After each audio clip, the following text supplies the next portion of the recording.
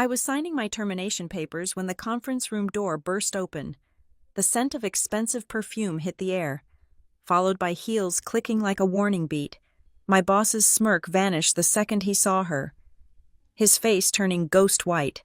I had not seen my sister in nearly 10 years, and I certainly did not know she was a billionaire.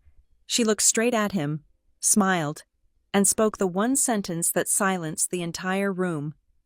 My name is Leah Russell, and for the last 4 years, I have been the invisible backbone of the compliance department at Stone Harbor Risk Analytics. I am 33 years old. I have a credit score of 810. I have never missed a deadline. I have never taken a sick day unless I was physically unable to stand. And right now, I was sitting in a glass-walled conference room on the 14th floor of a high-rise in Richmond, Virginia, watching my career being dismantled by a man who did not know how to open a PDF without assistance. The room was freezing. It was always freezing in these rooms. A tactical decision by human resources to make you want to leave as quickly as possible. The air conditioner hummed a low, aggressive drone that seemed to vibrate against the base of my skull. Through the floor-to-ceiling windows, the gray skyline of Richmond looked indifferent. It was raining, a slow, miserable drizzle that blurred the James River into a smear of concrete and mud. Opposite me sat Graham Voss, my direct supervisor, and Jillian Price from HR. Jillian refused to make eye contact. She was staring at a point somewhere near my left ear, her hands clasped tightly over a thick manila folder as if she were praying for forgiveness, or perhaps just praying for lunch. Graham, however, was looking right at me. He had practiced this face in the mirror. It was a look of rehearsed regret, a mask of corporate sympathy that was about as thin as the single-ply tissue paper in the office restrooms. Graham slid the envelope across the mahogany table. The sound of the paper scraping against the wood was loud in the silence. "We are going to have to let you go, Leah," Graham said. He did not say it with malice. He said it with the casual indifference of someone ordering a sandwich. I did not reach for the envelope. I kept my hands in my lap, fingers interlaced, squeezing tight enough to turn my knuckles white. "On what grounds, Graham?" Graham sighed, a theatrical exhale that smelled faintly of stale coffee and mints. "It is a combination of things. Recent performance metrics, a shift in departmental culture. We feel that your style is no longer compatible with the direction Stone Harbor is heading." "My style," I repeated flatly. "You mean my insistence that we do not falsify risk projections for the Lumengate acquisition?" Jillian flinched. It was a small movement, a slight twitch of her shoulder, but I saw it. Graham's eyes narrowed. The mask of sympathy dropped, replaced by the cold, reptilian glare I had come to know over the last 6 months. "This is not a debate, Leah," Graham said, his voice dropping an octave. "This is a notification." He tapped the envelope. "Inside, you will find a separation agreement. We are offering you a very generous severance package, 3 months of full pay, continued health coverage for 6 months, a glowing letter of recommendation for your next role." "And the catch?" I asked. "Standard procedure." Jillian spoke up for the first time, her voice wavering slightly. She finally looked at me, her eyes pleading with me not to make a scene. "It is a standard release of claims and a non-disclosure agreement." I reached out and opened the folder. My eyes scanned the legal jargon, skipping the boilerplate text and hunting for the traps. I had spent years analyzing contracts and compliance documents. I knew exactly where they hid the bodies. There it was. Paragraph 14, subsection C. The employee agrees to refrain from making any disparaging remarks, written or oral, regarding the company, its officers, or its internal operations. The employee further agrees to maintain strict confidentiality regarding all internal data, proprietary models, and audit logs accessed during their tenure. It was not a firing, it was a bribe. They were buying my silence. They knew that I had flagged the discrepancies in the risk models 2 weeks ago. They knew I had the timestamps proving that the data had been manipulated to make the company look more profitable for the upcoming sale. If I signed this, I could never speak to a regulator. I could never speak to the press. I could never even speak to a lawyer about the specific fraud I had witnessed without risking a lawsuit that would bankrupt me. "This isn't a standard NDA. Jillian," I said, looking up. "This is a gag order specifically targeting the audit logs I submitted last Tuesday." "It is standard for an employee of your level," Graham cut in. Leaning forward, he placed his elbows on the table, invading my space. "Look, Leah, let's be adults here. You are good at numbers, but you are bad at teams. You don't fit in. You make people uncomfortable with your rigidity." "Integrity," I corrected. "Rigidity," he insisted. "You are difficult. And frankly, this company needs people who are flexible, people who understand the big picture." He leaned back, a smug smile playing on his lips. "Take the deal. Leah, 3 months of salary is a lot of money. It gives you a cushion." I stared at him. "I don't want your money. I want to know why I am being terminated for cause when my performance reviews have been stellar for 4 years. Graham laughed. A short, sharp bark. "Come on, don't play the martyr. It doesn't suit you. Look at it this way. You are in a unique position to handle this. You are single, you have no husband, no kids, no sick parents in a nursing home. It is just you. Right? You don't have the heavy responsibilities that the rest of us have. You can afford to take a little hit. You can pack up your little Honda and move somewhere cheaper. Start over. It's easier for people like you." The air left my lungs. It wasn't the firing that hurt. It was the casual cruelty of his assumption. He was using my solitude as a weapon. He was telling me that my livelihood mattered less because I didn't have a family photo on my desk. He was implying that my survival was optional, that my hunger was less urgent because I was eating alone. He didn't know about the mortgage I paid on my own. He didn't know about the years I spent eating instant noodles to build my 401k. He didn't know that being alone didn't mean you didn't have bills. It just meant you had nobody to help you carry them. "My personal life is irrelevant to my employment contract," I said, my voice steady, though my heart was hammering against my ribs like a trapped bird. "It is relevant to your reality," Graham said, checking his watch. It was a gold Rolex, a recent purchase he had been flashing around the office since the acquisition talks began. "I have another meeting in 10 minutes. Sign the voluntary resignation, sign the NDA, and you walk out with the check. If you don't, we terminate you for cause insubordination and failure to meet performance standards. You get nothing, no reference, no severance, and good luck explaining to your next employer why you were kicked out of Stone Harbor." It was checkmate, or at least, he thought it was. I looked at the pen lying on the table. It was a cheap, plastic ballpoint with the company logo on it. Stone Harbor Integrity and Data. The irony was nauseating. If I signed, I was safe. I could go home, lick my wounds, and find another job in 6 months. I could survive. That was what I had always done. I survived. I was the reliable one, the quiet one, the one who didn't cause trouble. But if I signed, I was letting them win. I was letting Graham Voss, a man who built his career on other people's work and flexible ethics, wipe his feet on me. I picked up the pen. Jillian let out a breath she had been holding. Graham's smirk widened. He thought he had broken me. He thought I was just another line item he could delete. I hovered the pen over the signature line. Knock.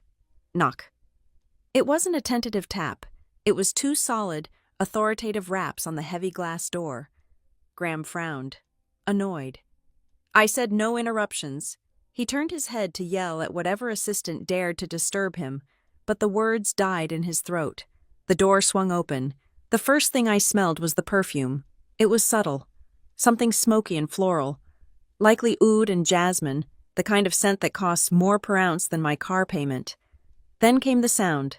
Click, click, click, the rhythmic, sharp percussion of stilettos on the laminate floor.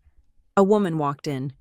She was tall, wearing a charcoal gray suit that was tailored so perfectly it looked like a second skin. Her hair, a dark, glossy chestnut, was pulled back in a severe, elegant chignon. She wore no jewelry except for a simple, platinum band on her thumb and a pair of diamond studs that caught the fluorescent light and threw it back with blinding intensity. She didn't look at me. She didn't look at Jillian. She walked straight to the head of the table, pulled out the empty chair that was reserved for the CEO, and sat down. Behind her, 2 men in dark suits followed, carrying leather briefcases. They stood silently against the wall, like sentinels. The room fell into a silence so deep it felt heavy. Graham blinked. He looked at the woman, then at the visitor badge clipped to her lapel, then back at her face. His mouth opened, then closed. The blood drained from his face so fast it was like someone had pulled a plug. He looked like he was about to vomit. I stared at her. My brain was trying to process the visual data, but it wasn't making sense. The nose was the same, the shape of the eyes, slightly upturned at the corners, the stubborn set of the jaw. I knew this woman, but I didn't know this woman. The last time I saw her, she was wearing a ripped denim jacket and combat boots, smoking a cigarette on the back porch of our parents' house in Tulsa, screaming that she would never come back. That was 9. Almost 10 years ago. Roxanne, I whispered. The name felt foreign on my tongue. She turned her head slowly and looked at me. For a second, the mask of icy power slipped, and I saw a flicker of something familiar, something protective, something fierce. But it was gone in an instant, replaced by a terrifying calm. "Hello, Leah," she said. Her voice was low, smooth, and commanded absolute attention. Graham found his voice. It was a squeak. "Excuse me, you cannot just barge in here. This is a private personnel meeting." "Who do you think you are?" He stood up, trying to regain his dominance, trying to be the big man in the room. "Security," he yelled toward the open door. One of the men in suits stepped forward, not aggressively, but with a quiet, fluid motion that suggested he could dismantle Graham in 3 seconds flat. He placed a card on the table in front of Graham. Graham looked at the card. He froze. Roxanne didn't stand up. She didn't raise her voice. She simply crossed her legs and rested her chin on her hand, looking at Graham Voss with the kind of amusement a scientist might have while observing a particularly stupid lab rat. "Sit down, Mr. Voss," Roxanne said. It wasn't a suggestion. Graham sat. He collapsed. Actually, he looked at the card, then at Roxanne, then at me. His arrogance was evaporating, replaced by a dawn of horrifying realization. "You," Graham stammered. "You are with the acquisition team from Lumengate." Roxanne smiled. It wasn't a nice smile. It was a shark smile. "I am not with the acquisition team, Graham," she said softly. "I am the acquisition." She turned her gaze to the severance agreement lying on the table in front of me.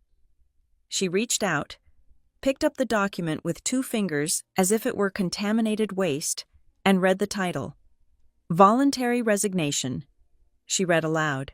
She looked at the signature line where my pen had been hovering just seconds ago. Then she looked at the NDA. "Interesting," she murmured. "Trying to silence a compliance officer right before a due diligence audit closes, that is a federal offense. Graham, I believe they call that obstruction of justice." Jillian from HR made a sound like a dying radiator and pushed her chair back, distancing herself from Graham as physically far as the room allowed. "Oui," Graham stuttered. "She was being terminated for performance. It is all documented. She is a liability." "A liability," Roxanne repeated. She tasted the word. "Is that what you call her?" Roxanne stood up then. She towered over him, even from across the table. The energy in the room shifted violently. It was no longer a firing. It was an execution. I sat there, paralyzed. My sister, my estranged, rebellious sister who had vanished from our lives, leaving me to deal with the wreckage of our family alone. She was here, and she wasn't just wearing expensive clothes. She was wearing power. She looked at me, and for a heartbeat, we were just 2 girls from Oklahoma again. The unspoken history passed between us the nights we hid in her room while our parents fought, the times she bandaged my scraped knees, the day she left me behind. Then she looked back at Graham. "You told her she has no family to support," Roxanne said. "You told her she is alone." Graham was shaking his head, unable to speak. "You made a mistake, Graham," she said. her voice dropping to a whisper that echoed in the silent room. You thought she was just an employee. You didn't check who was standing behind her. Roxanne leaned in close to his face. She took a breath, her eyes locking onto his terrified pupils.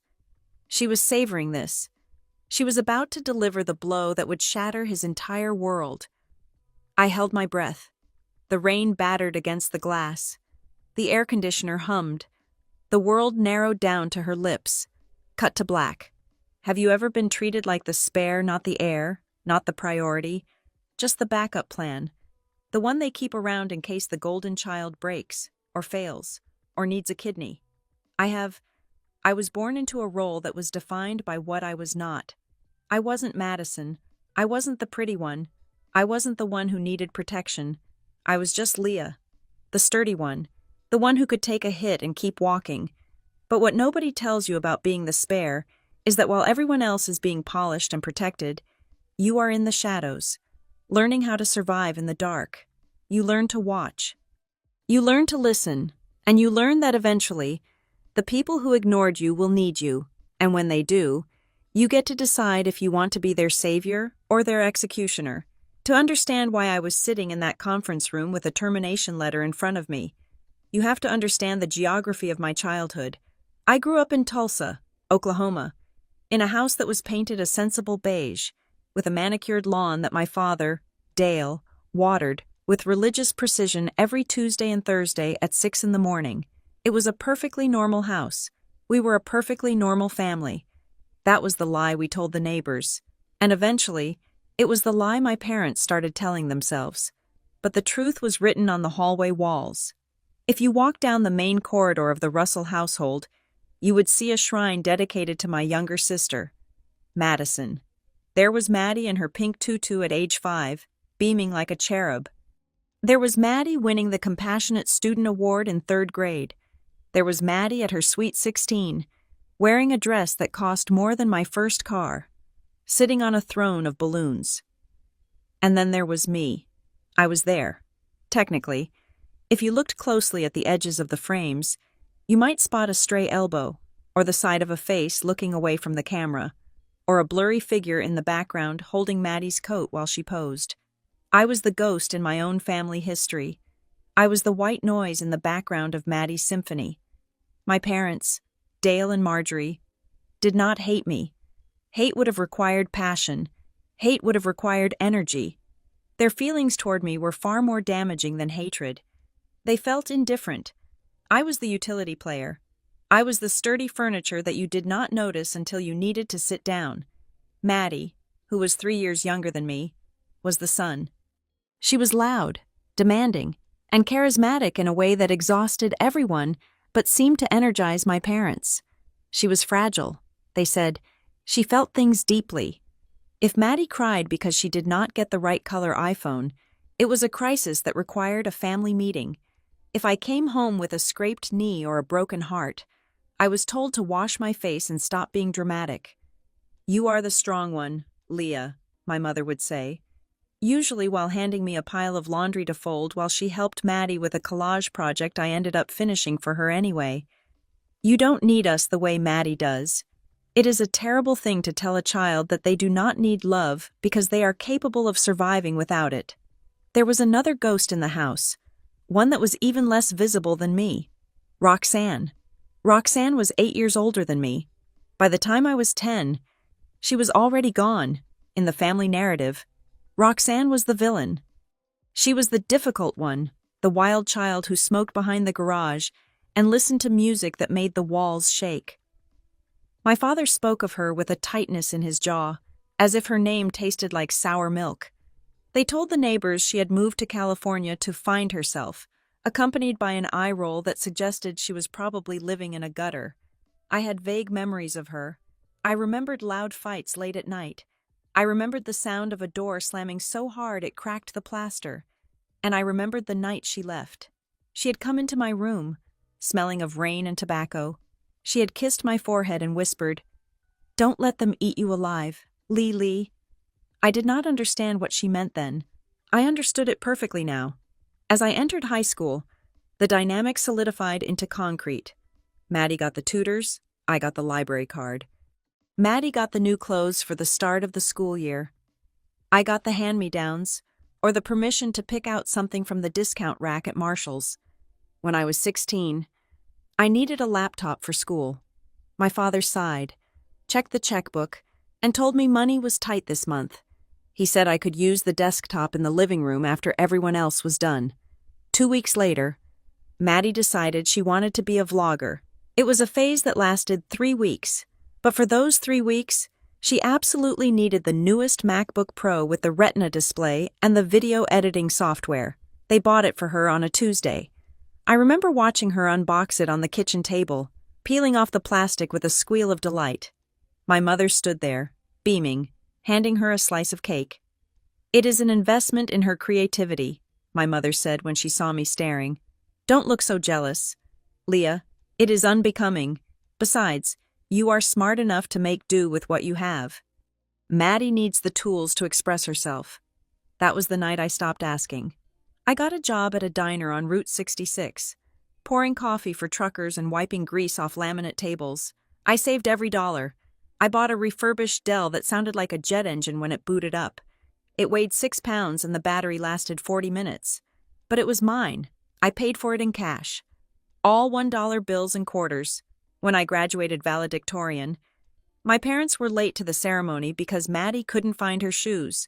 They missed my speech. When they finally arrived, my father clapped politely, checked his watch, and asked if we could wrap this up because Maddie had a stomachache from waiting in the sun. "Good job, honey," my mom said, patting my arm distractedly. "So, did you hear Maddie got into that summer art program in Santa Fe? Isn't that wonderful?" "That costs $4,000, I said. "I thought money was tight." "We are taking out a small loan," my father said, his voice defensive. "She has potential. Leah, we have to nurture that. You have a full scholarship to the state university. You are set. You don't need our help." The pattern continued through college. I worked 2 jobs. I graduated with 0 debt and a degree in data science. Maddie dropped out of 3 different colleges, changed majors 5 times, and racked up student loans that my parents quietly co-signed. But the breaking point the moment the ice in my chest finally hardened into a glacier happened 3 years ago. I had just been promoted at Stone Harbor.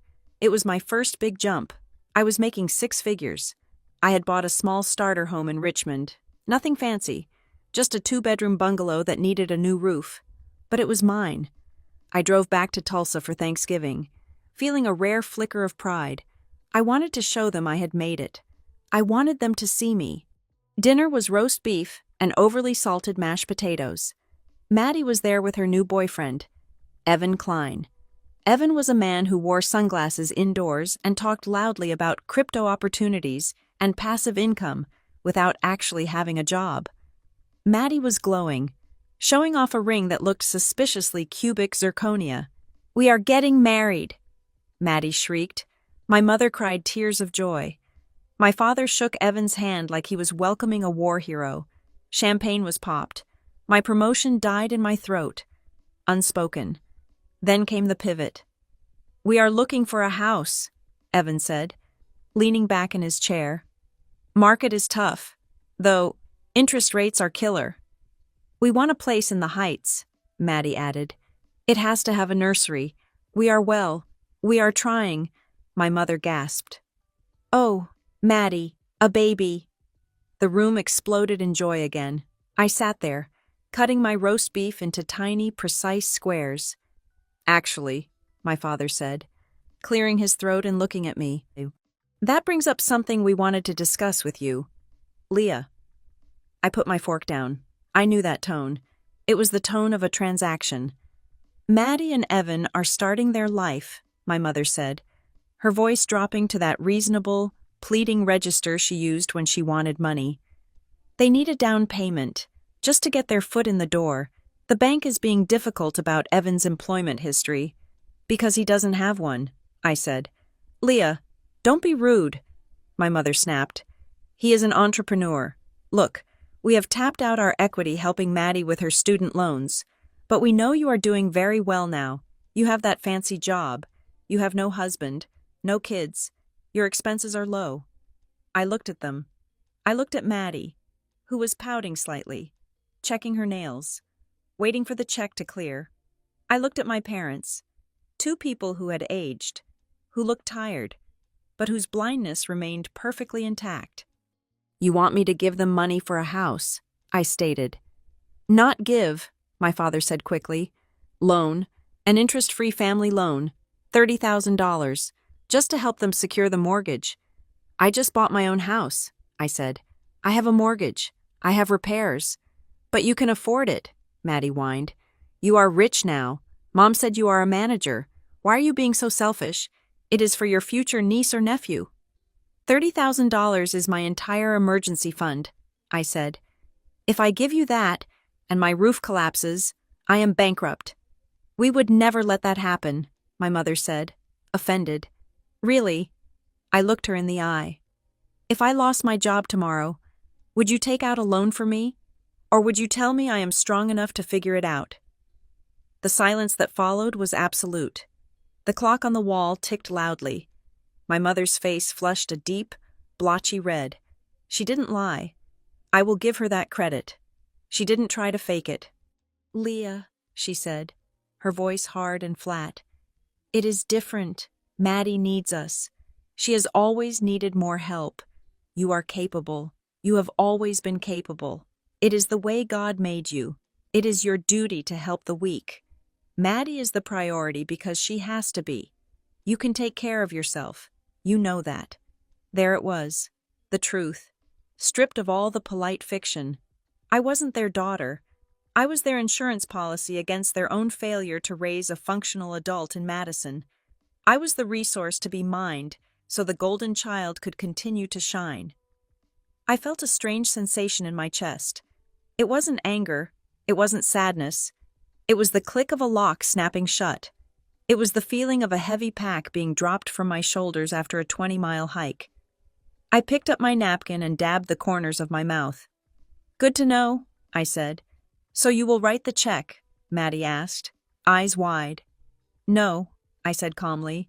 I won't. Leah, my father shouted, slamming his hand on the table. This is family. I know, I stood up. And I am the strong one, right? So I am exercising my strength. I am saying no. I walked out of that house while they were still screaming at my back. I drove 3 hours back to the airport, returned my rental car, and flew home to Richmond. I blocked their numbers for a week.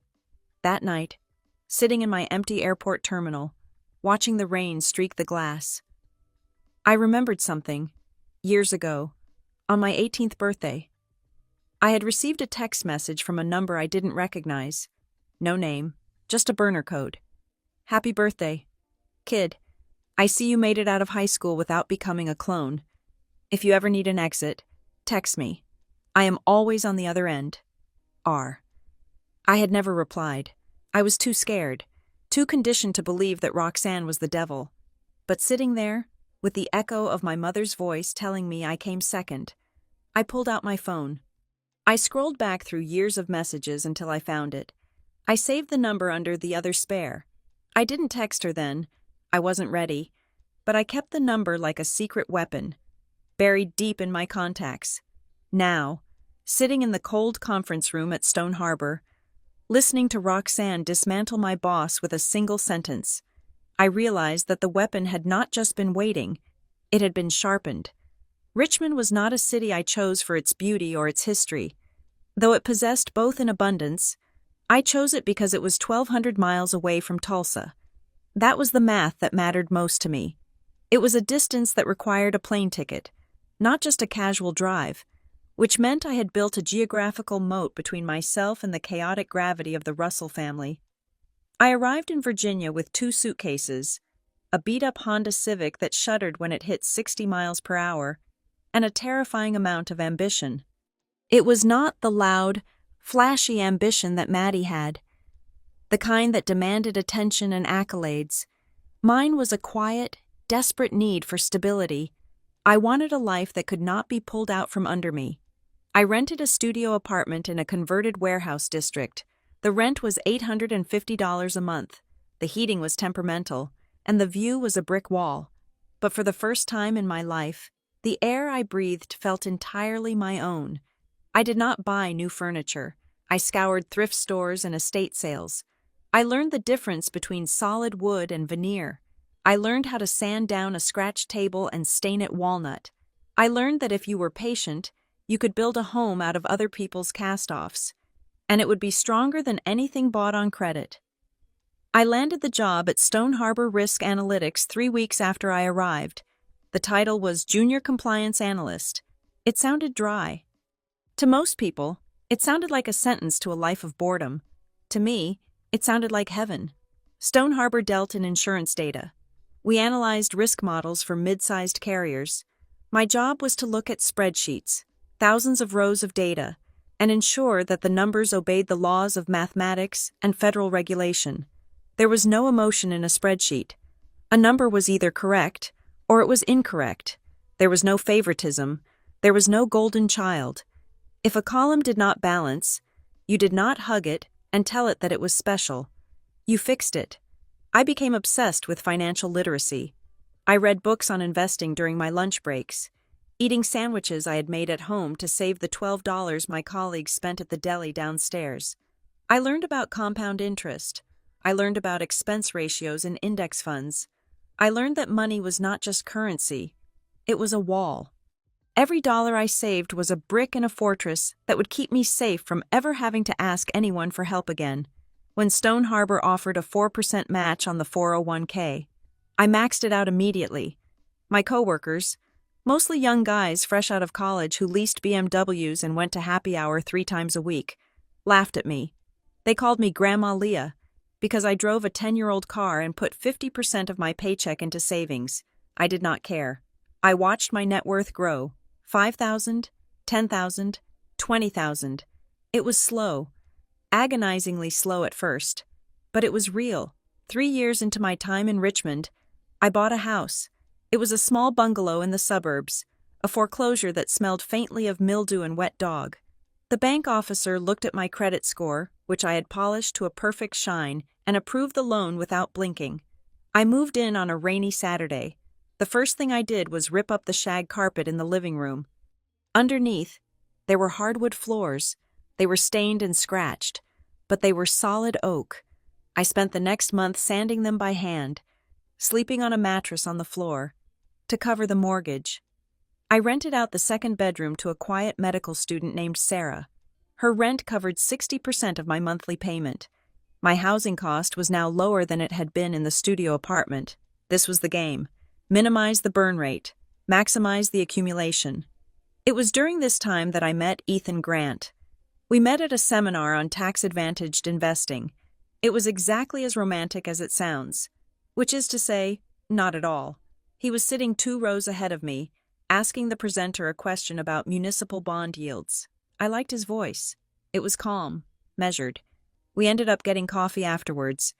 Ethan was a certified financial planner. He was 35, with kind eyes and a hairline that was slowly retreating, a fact he joked about within the first 5 minutes. He did not try to dazzle me. He did not brag. "So," he asked, looking at the notebook where I had meticulously written down the seminar notes, "what is the goal, early retirement?" "A boat." "Safety," I said. "I just want to be safe." He looked at me for a long moment, his expression softening. He did not ask what I was running from. He just nodded. "Safety is a good goal, but you have to make sure you are building a life inside the fortress, Leah. Otherwise, it is just a prison." Ethan became my anchor. He was the first person I ever dated who did not treat my frugality as a quirk or a flaw. He understood it. When we went out to dinner, we split the bill. When we went on vacation, we camped in the Shenandoah Valley instead of booking expensive resorts. He taught me a question that became my mantra. Whenever I was stressed, whenever I felt the old panic rising, he would hold my hands and ask, "Does this make your life better, or does it just make you look better to someone else?" I needed that question, because the calls from Tulsa never really stopped. They were insidious. They did not ask for thousands of dollars at first. It was small things. "Leah, Honey, your dad's truck needs a new alternator. It is $300. We are just a little short until the pension check clears. Leah, Maddie's cat needs surgery. She is devastated. Can you spare $500? At first, I sent the money. I told myself it was fine. I could afford it. But every time I sent a Venmo transfer, I felt a hollow ache in my stomach. I was paying a tax for my freedom. I was paying rent for a room in their hearts that did not exist. Ethan was the one who stopped me. One night, I was staring at my phone, thumb hovering over the transfer button for a dental emergency Maddie supposedly had. "Stop," Ethan said gently, taking the phone from my hand. "They are my family," I whispered. "They need me." "They need your wallet," Ethan corrected. "There is a difference. If you send this money, are you helping them or are you enabling them to stay chaotic?" I started saying no. The first time was terrifying. My mother called asking for $200 for a new dress for a wedding she had to attend. "No," I said. My voice shook. "I can't do that. Mom, it is not in my budget." "Not in your budget," she scoffed. "You have a good job. Don't be stingy. Leah, it is ugly." "I am sorry," I said, and I hung up. I stared at the phone for an hour, waiting for the police to kick down my door, waiting for the world to end. It didn't. The sun came up the next day. My bank account remained intact, and I realized that no was not a declaration of war. It was a boundary. At Stone Harbor, my reputation began to solidify.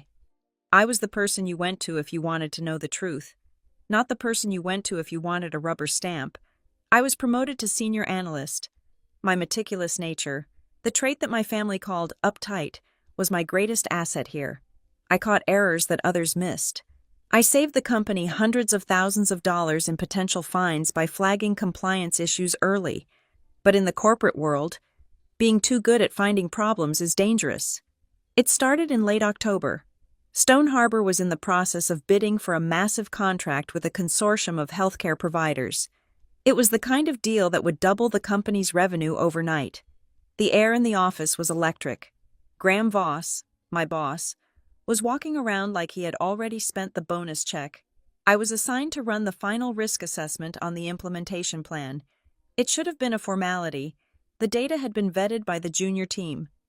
I just needed to sign off on the compliance certification. I opened the file on a Tuesday morning. It was a massive data set, projecting claim denial rates and regulatory exposure for the next 5 years. I poured my second cup of coffee and started running my standard regression models. The first hour, everything looked normal. The second hour, I noticed a variance. It was tiny, a discrepancy of 0.04% in the projected reserve requirements. In a data set this size, that could be a rounding error. Most analysts would have ignored it, but I was Leah Russell. I did not ignore rounding errors. I dug deeper.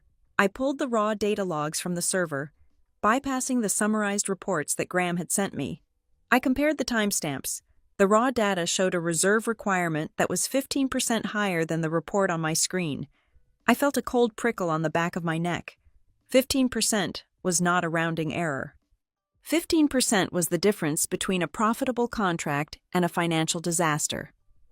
I ran the numbers again. Same result. I checked the edit history of the report. The user log showed that the file had been modified 3 days ago, late at night. The user ID was an admin override code, usually reserved for IT maintenance, but the changes were not maintenance. They were specific, surgical adjustments to the risk coefficients. Someone had manually lowered the risk factors to make the deal look safer than it was. If Stone Harbor signed this contract based on these numbers, they would be undercapitalized. When the claims started coming in, the money wouldn't be there, the client would sue, the regulators would descend, it would be fraud. My heart hammered against my ribs. This was it. This was the thing I had spent years preparing for. My ethics training, my professional certification, my own rigid moral compass, they all pointed in one direction. I documented everything. I took screenshots. I saved the raw logs to a secure local drive. I wrote a memo outlining the discrepancy, keeping the tone neutral and factual. I sent the email to Graham. Copying the internal audit department. As per protocol. Subject urgent discrepancy in Project Horizon risk model. Graham, please see the attached analysis. There appears to be a significant delta between the raw claim data and the presentation layer. We cannot certify the compliance report until this is reconciled. I hit send. I expected a panic. I expected a meeting to fix the error. I expected someone to thank me for catching a potential catastrophe. For 2 hours, nothing happened. Then, my desk phone rang. It was Graham's assistant. Leah, Mr. Voss would like to see you in his office. Now. I grabbed my notebook. I walked down the hallway, my heels sinking into the plush carpet. I felt steady. I had the data. The numbers were on my side. I walked into Graham's office. He was sitting behind his desk, the email I had sent open on his screen. He was not looking at the data. He was looking at the window. Close the door. Leah, he said without turning around.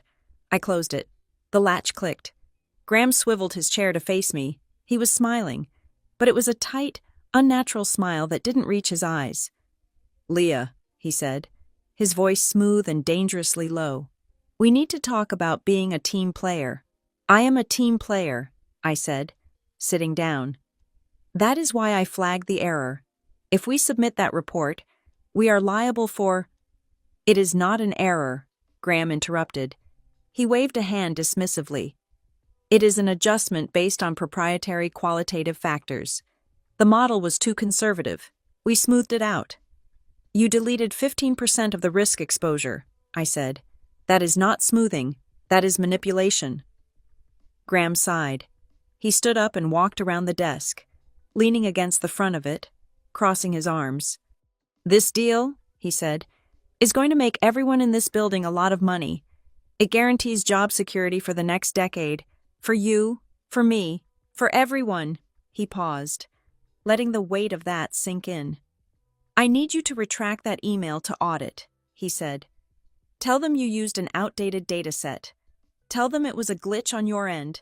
And then, I need you to sign the certification. I can't do that, I said. It is a lie. It is business, Graham snapped. The mask slipped for a second. Leah, look at where you are. You have a nice little life here.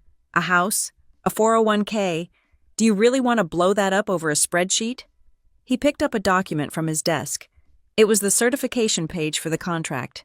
He slid it toward me. Leah, he said, his voice dropping to a whisper. You just need to sign it. That is all. Just sign. And we forget this conversation ever happened. You get your bonus. You get promoted. Everything stays safe. I looked at the paper. I looked at the pen. I thought about my house. I thought about the peace I had built. I thought about the fear of losing it all, of ending up like Roxanne cast out, erased. But then I thought about the numbers, the truth, the fact that if I signed this, I would be no better than my parents, pretending everything was fine while the foundation rotted away. I looked up at Graham. And if I don't? I asked. Graham's eyes went cold. Then you are no longer useful to this organization. That was the moment. The slow burn was over. The fire had started. I just didn't know yet that the person who would walk through the fire with me was the sister I hadn't seen in a decade. I need to review the data again, I lied, my voice steady despite the adrenaline flooding my veins. You have until tomorrow morning, Graham said. Do the right thing, Leah, for your own sake. I walked out of his office. I didn't go back to my desk to work. I went back to my desk to back up my hard drive. The war had begun.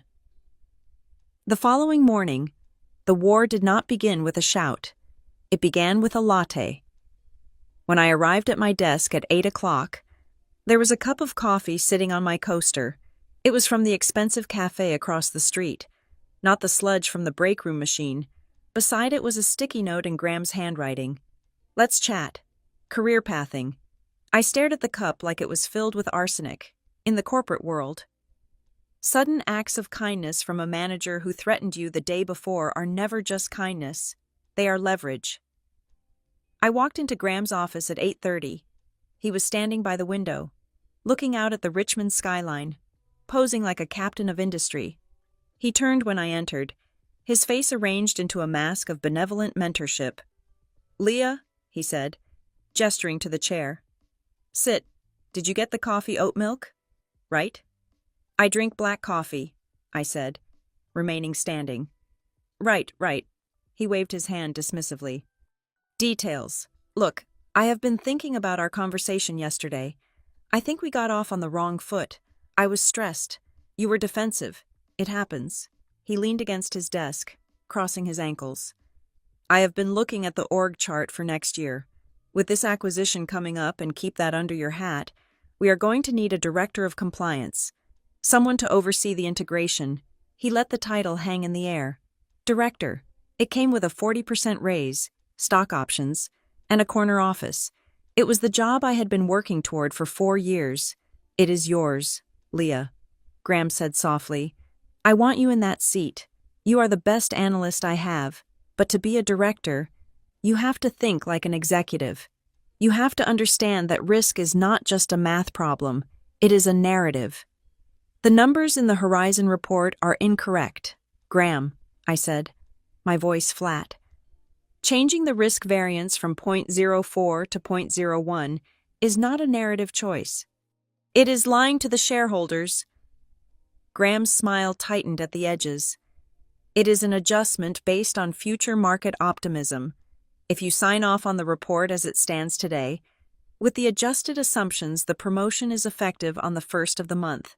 And if the claims exceed the reserves," I asked, "when the client realizes we underpriced the risk, that is a problem for 5 years from now," Graham said. "By then, the acquisition will be done, the bonuses will be paid, and we will all be sitting on a beach somewhere, or we will be senior enough to blame it on the market." He walked closer to me, his cologne cloying and thick. "Don't be a scout leader, Leah. Be a player. Just change the assumptions. Resubmit the report. That is all I am asking." "I won't do it," I said. The benevolence vanished.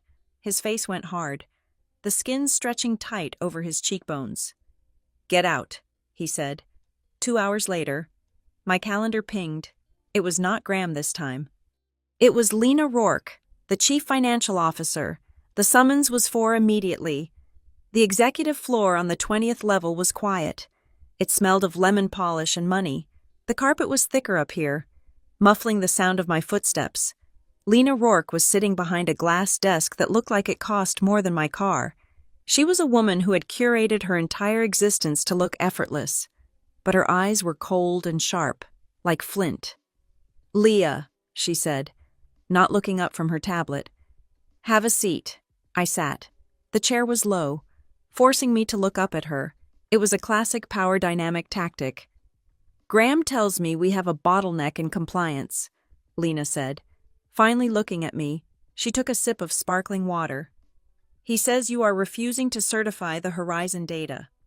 "I am refusing to certify falsified data," I corrected. "The model has been tampered with. The risk factors were manually lowered without justification." Lena sighed, a long, bored sound. "We are in the middle of a very delicate negotiation. Leah, we are looking at a merger that will redefine this company. We need everyone pulling in the same direction. We need a team that understands the nuance of deal-making." "Does the team include the federal regulators?" I asked. "Because if they audit that model and see the manual overrides, the deal won't just die. People will go to jail." Lena placed her tablet down. "You are very dramatic for a data analyst. We have external counsel who have reviewed our aggressive stance. They are comfortable with it." "Then let them sign it," I said. "Why do you need my signature?"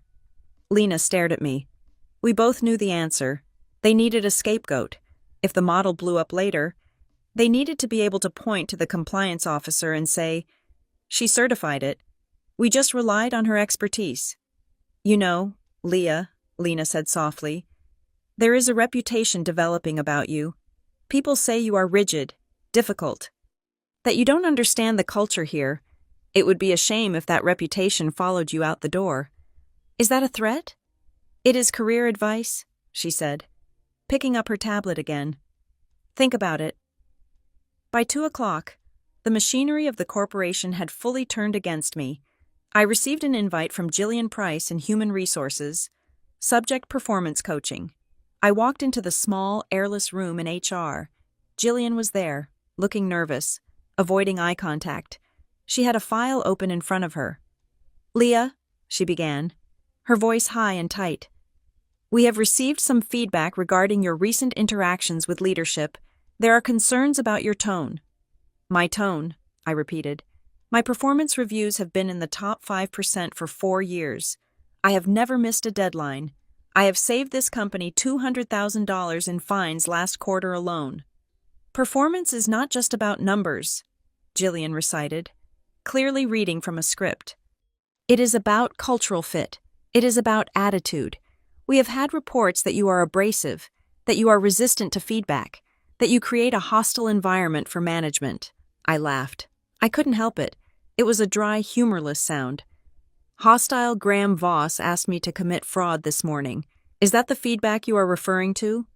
Jillian went pale. "We do not use that word here. That is a very serious accusation. Leah, if you make unfounded claims against a senior leader, that falls under the category of insubordination." She slid a piece of paper across the table. It was a performance improvement plan. Goal 1. Demonstrate a more collaborative attitude. Goal 2. Align compliance objectives with business strategy. "Sign this," Jillian said. "It acknowledges that we have had this conversation." "If I sign it, I am admitting I have an attitude problem," I said. I have an integrity problem. Specifically, the fact that this company has none." I stood up. "I am not signing that." "Leah," Jillian warned, "refusal to sign is grounds for immediate—" "I know the handbook. Jillian, better than you do. I will send you a written rebuttal by the end of the day." I walked back to my desk, my hands shaking. They were boxing me in. They were building a paper trail to fire me for cause, so they wouldn't have to pay severance or deal with a whistleblower suit. They wanted me to look like a disgruntled employee who couldn't get along with others. I needed leverage. I needed to know why they were so desperate to close this deal now, and why they were so sloppy about it. I logged into the vendor payment system. As a senior analyst, I had access to the accounts payable ledger to check for compliance with anti-money laundering laws. I started searching for anything unusual in the last 60 days. I filtered for consulting services. There were the usual suspects: Deloitte, McKinsey, and then a new entry caught my eye. Apex Market Research, LLC. The invoice date was 3 weeks ago. The amount was $5,000. The description was Regional Demographic Survey, Oklahoma Sector. Oklahoma. My stomach dropped. I clicked on the vendor details. The tax identification number was new, issued only a month ago. I ran a search on the registered address for the LLC. It wasn't an office park. It was a residential address in Tulsa, 1422 Elm Street. I knew that address. I had mailed a birthday card there 2 months ago. It was Maddie and Evan's rental house. I stared at the screen, the pixels swimming before my eyes. Evan Klein, my unemployed, grifting brother-in-law, had invoiced my company for $5,000, and Graham Voss had approved it. Why? Then it clicked. The request for the loan, the house they wanted to buy. Evan must have reached out to Graham, or Graham had reached out to them. Graham knew I was from Tulsa.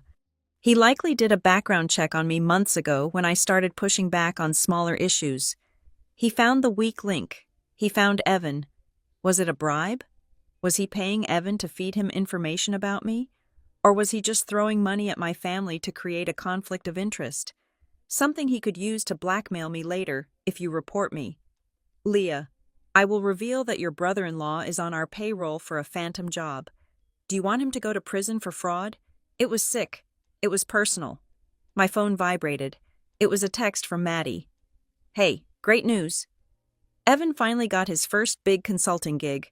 We might not need that loan after all. God is good." I felt like I was going to throw up. Graham had bought them. He had paid them off with company money just to compromise me. I took a screenshot of the payment record. I exported the vendor file. I saved the email approval where Graham authorized the payment. I wasn't just fighting for my job anymore. I was fighting an infection that had spread to the only people I was trying to keep at a distance. I checked the time. It was 4:45. I opened a secure email channel.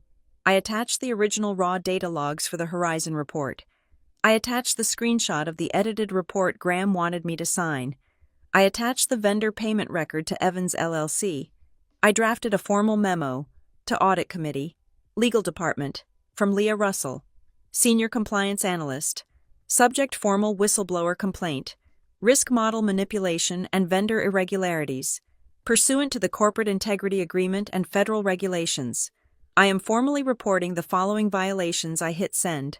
The moment the email left my outbox, I knew there was no going back. I had just lit the match. I picked up my personal phone and called the number of a labor attorney I had met at a conference 2 years ago. "Avery," I said when she answered, "I need you to look at a non-disclosure agreement, and I need you to tell me if I am about to be sued into oblivion." "Leah," Avery sounded surprised. "Slow down. What is happening?" "I just reported my boss for fraud," I said, "and I think he's funneling money to my brother-in-law." "Okay," Avery said, her voice shifting to professional steel.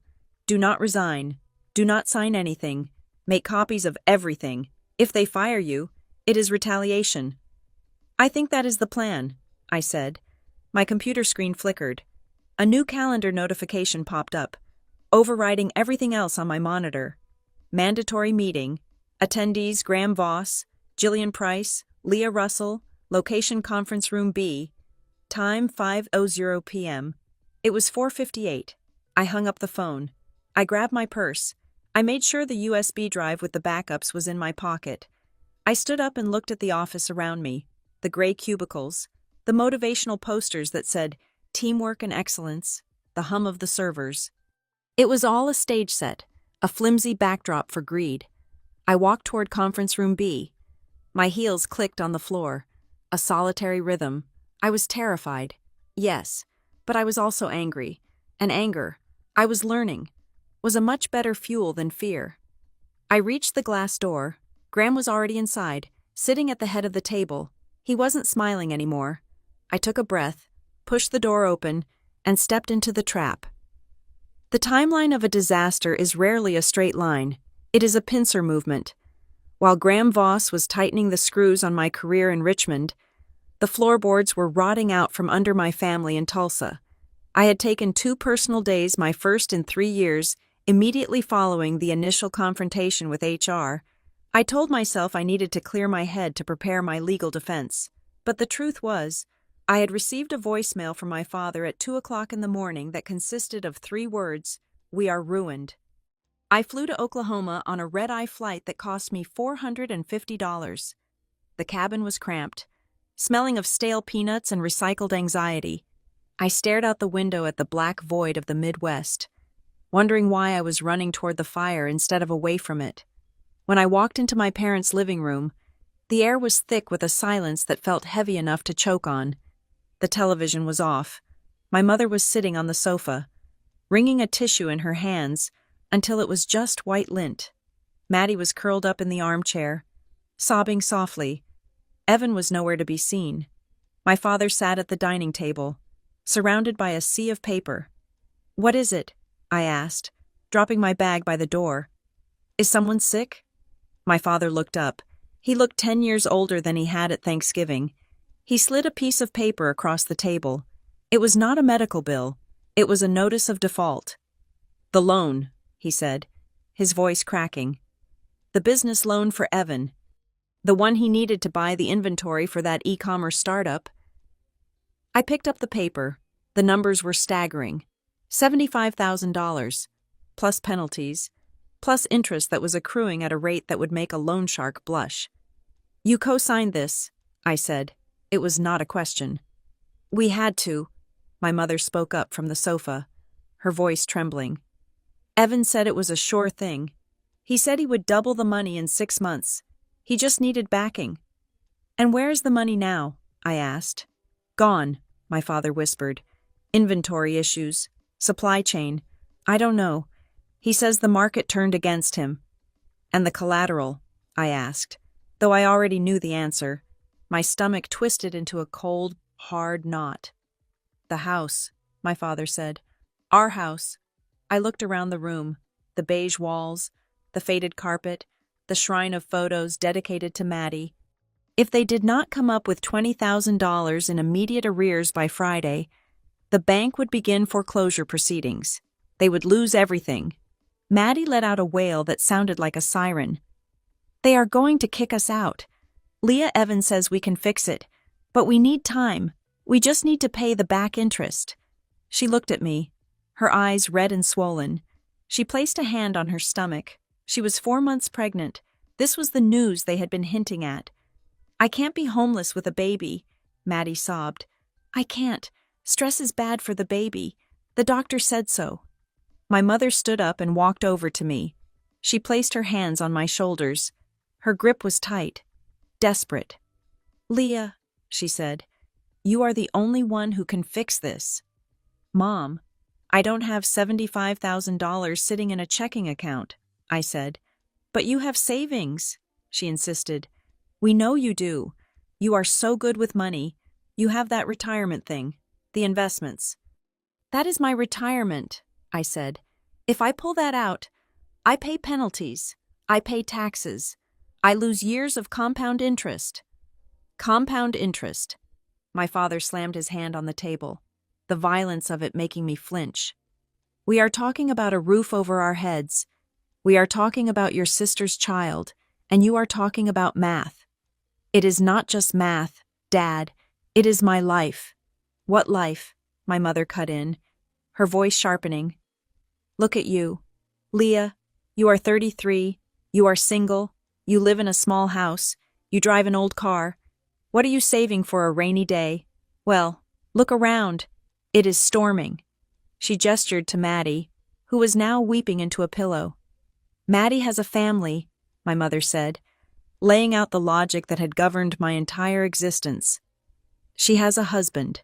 She has a baby coming. She has stakes. You are unencumbered. You can rebuild. If you lose your savings, it is just numbers on a screen. If we lose this house, it is our history.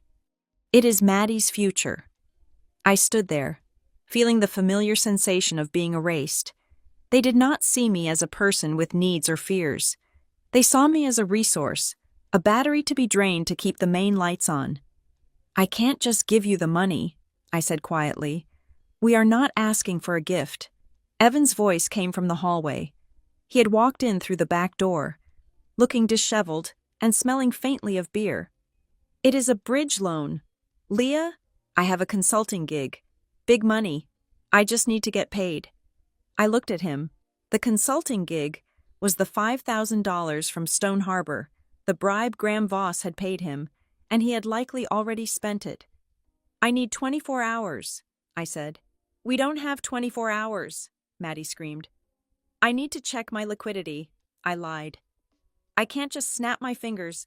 I will fly back to Richmond tonight. I will call you tomorrow." My mother hugged me then. It was a suffocating, predatory hug. "Thank you, Leah. I knew you would do the right thing. You are a good girl. You are our rock." They didn't hear, "I need time." They heard, "Yes."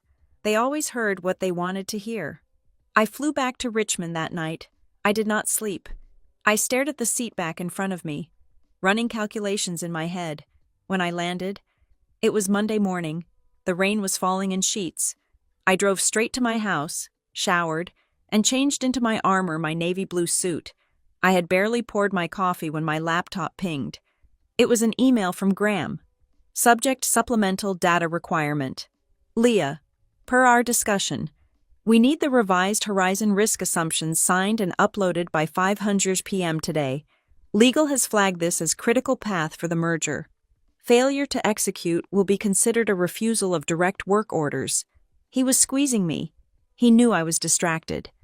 He probably knew exactly what was happening in Tulsa, because he was likely the one who encouraged Evan to take risks in the first place, pumping him up with false confidence and consulting fees. I felt like an animal caught in a trap, with the walls closing in from both sides.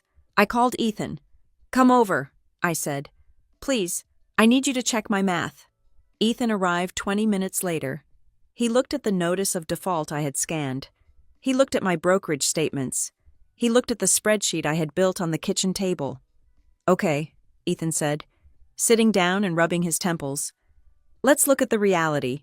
To clear the immediate arrears and pay off the principal to stop the interest bleeding, you need $75,000, plus taxes on the withdrawal. You are looking at nearly $100,000 of impact." "I have it," I said, my voice hollow. "If I liquidate the index funds, if I drain the emergency fund—" "And then what?" Ethan asked.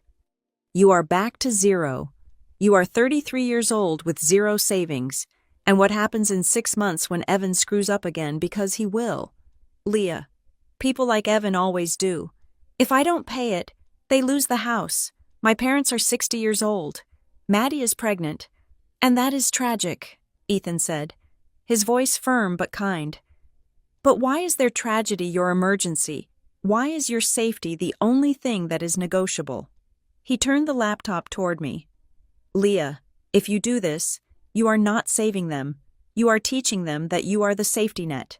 You are teaching them that consequences are for other people." "But they are my family," I whispered. It was the only argument I had left, and it felt thinner than paper. "Family doesn't ask you to set yourself on fire to keep them warm," Ethan said. He reached out and took my hand. "If you do this, and I am not saying you should, but if you do, it cannot be a gift. It cannot be a handshake. It has to be a business transaction, ironclad." I looked at the rain hitting the window. I thought about Roxanne. I thought about the text message. "If you ever need an exit." I realized then that I didn't just need an exit from my family. I needed an exit from the person I had been allowed to become. The doormat. The spare.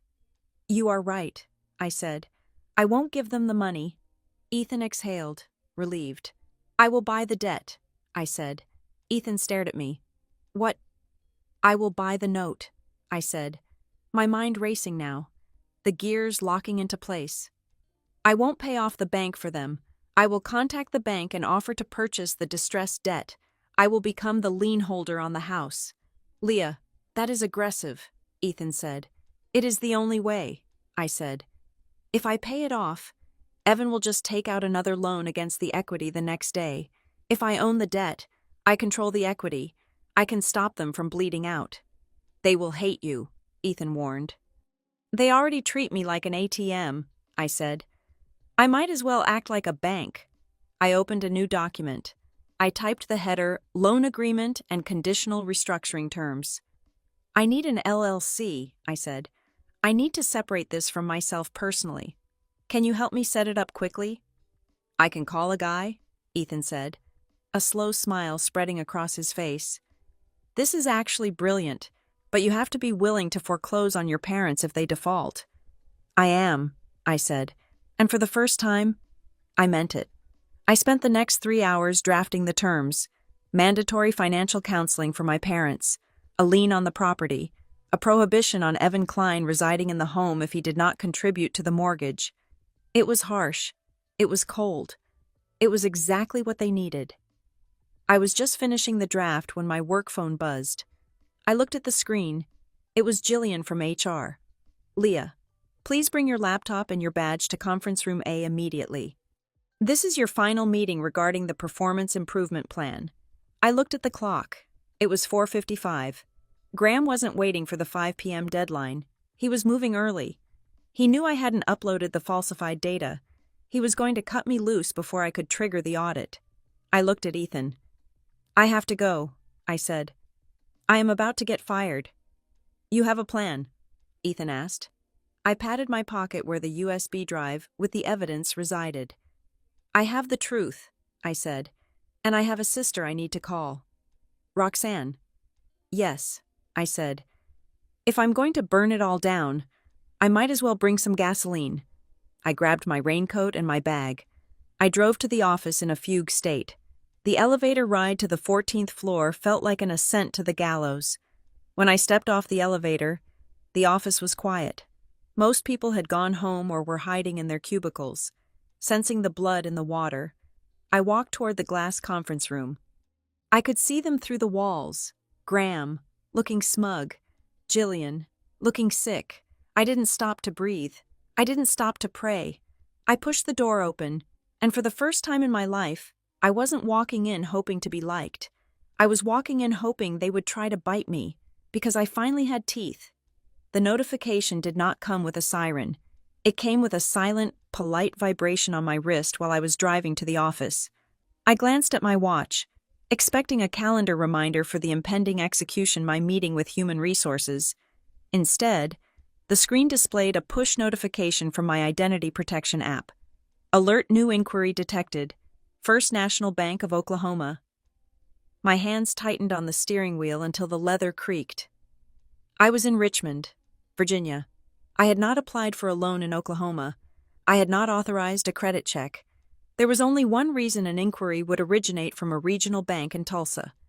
I pulled into the parking garage at Stone Harbor, but I did not get out of the car. I sat in the dim light, the engine idling, and unlocked my phone. I logged into the credit monitoring portal. The inquiry was time-stamped 40 minutes ago. Applicant Leah Marie Russell. Loan type: unsecured personal line of credit. Amount $50,000. I felt a physical blow to my chest, as if the airbag had deployed. It was not just the money, it was the data. To apply for a loan of that size, you needed more than a name. You needed a social security number. You needed a date of birth. You needed previous addresses. You needed the answers to security questions like, what was the name of your first pet? Or, what is your mother's maiden name? I knew who had the answers. I dialed Ethan. He answered on the first ring. They did it, didn't they? He asked. He heard it in my silence. They are trying to open a line of credit in my name, I said, my voice sounding strangely mechanical. 50,000. They must have thought if I wouldn't give them the cash, they would just take the credit. Leah, listen to me, Ethan said, his voice sharp and urgent. You have to freeze it. Now. Equifax, TransUnion, Experian, lock it all down. If that loan gets approved and they default, your 800 credit score is gone. You won't be able to refinance. You won't be able to rent an apartment. I am doing it, I said. I was already toggling through the apps, my fingers flying with practiced precision. Freeze, freeze, freeze. They have your documents, Ethan said. Your birth certificate, your old tax returns from when you were in college. You left them in the filing cabinet in the hallway. I know. This is fraud, Leah. This is criminal identity theft. You have to file a police report. If I file a report, my parents go to jail. If you don't, you are co-signing their crime. I hung up. I sat there for a moment, watching a colleague walk past my car, sipping a smoothie, completely unaware that my world was imploding. I dialed my mother. She answered after 2 rings, breathless. Leah, did you decide we are at the bank right now? Just talking to the loan officer about options? And why did I just get an alert for a credit inquiry? I asked. The silence on the other end was instant and heavy. Mom, I said, why is my social security number being run through a bank in Tulsa? Oh, that, she laughed nervously, a brittle, high-pitched sound. It must be a misunderstanding. We were just checking eligibility.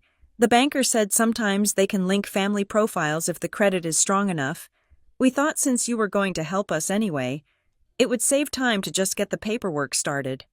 I never said I would help you, I said. And I certainly didn't say you could impersonate me. Impersonate Leah. Don't be dramatic. We are family. What is yours is ours. We are in a crisis here. Maddie is hysterical. We just needed to see if the loan could go through. We weren't going to sign it without telling you. Probably. The word hung there, a testament to how little they respected me. They didn't see me as a person. They saw me as a wallet with a pulse. They felt entitled to my credit score because they had raised me. I froze the bureaus, I said. The loan will be denied. You what? Her voice shrieked. Leah, you can't do that. We are sitting right here. The officer is coming back in 5 minutes. If it gets declined, we look like fools. You look like fraudsters, I said. If you try to use my information again one more time, Mom, I will file a police report. And I won't just file it in Richmond. I will file it in Tulsa. You wouldn't dare, she hissed. We are your parents. Then start acting like it, I said. I ended the call.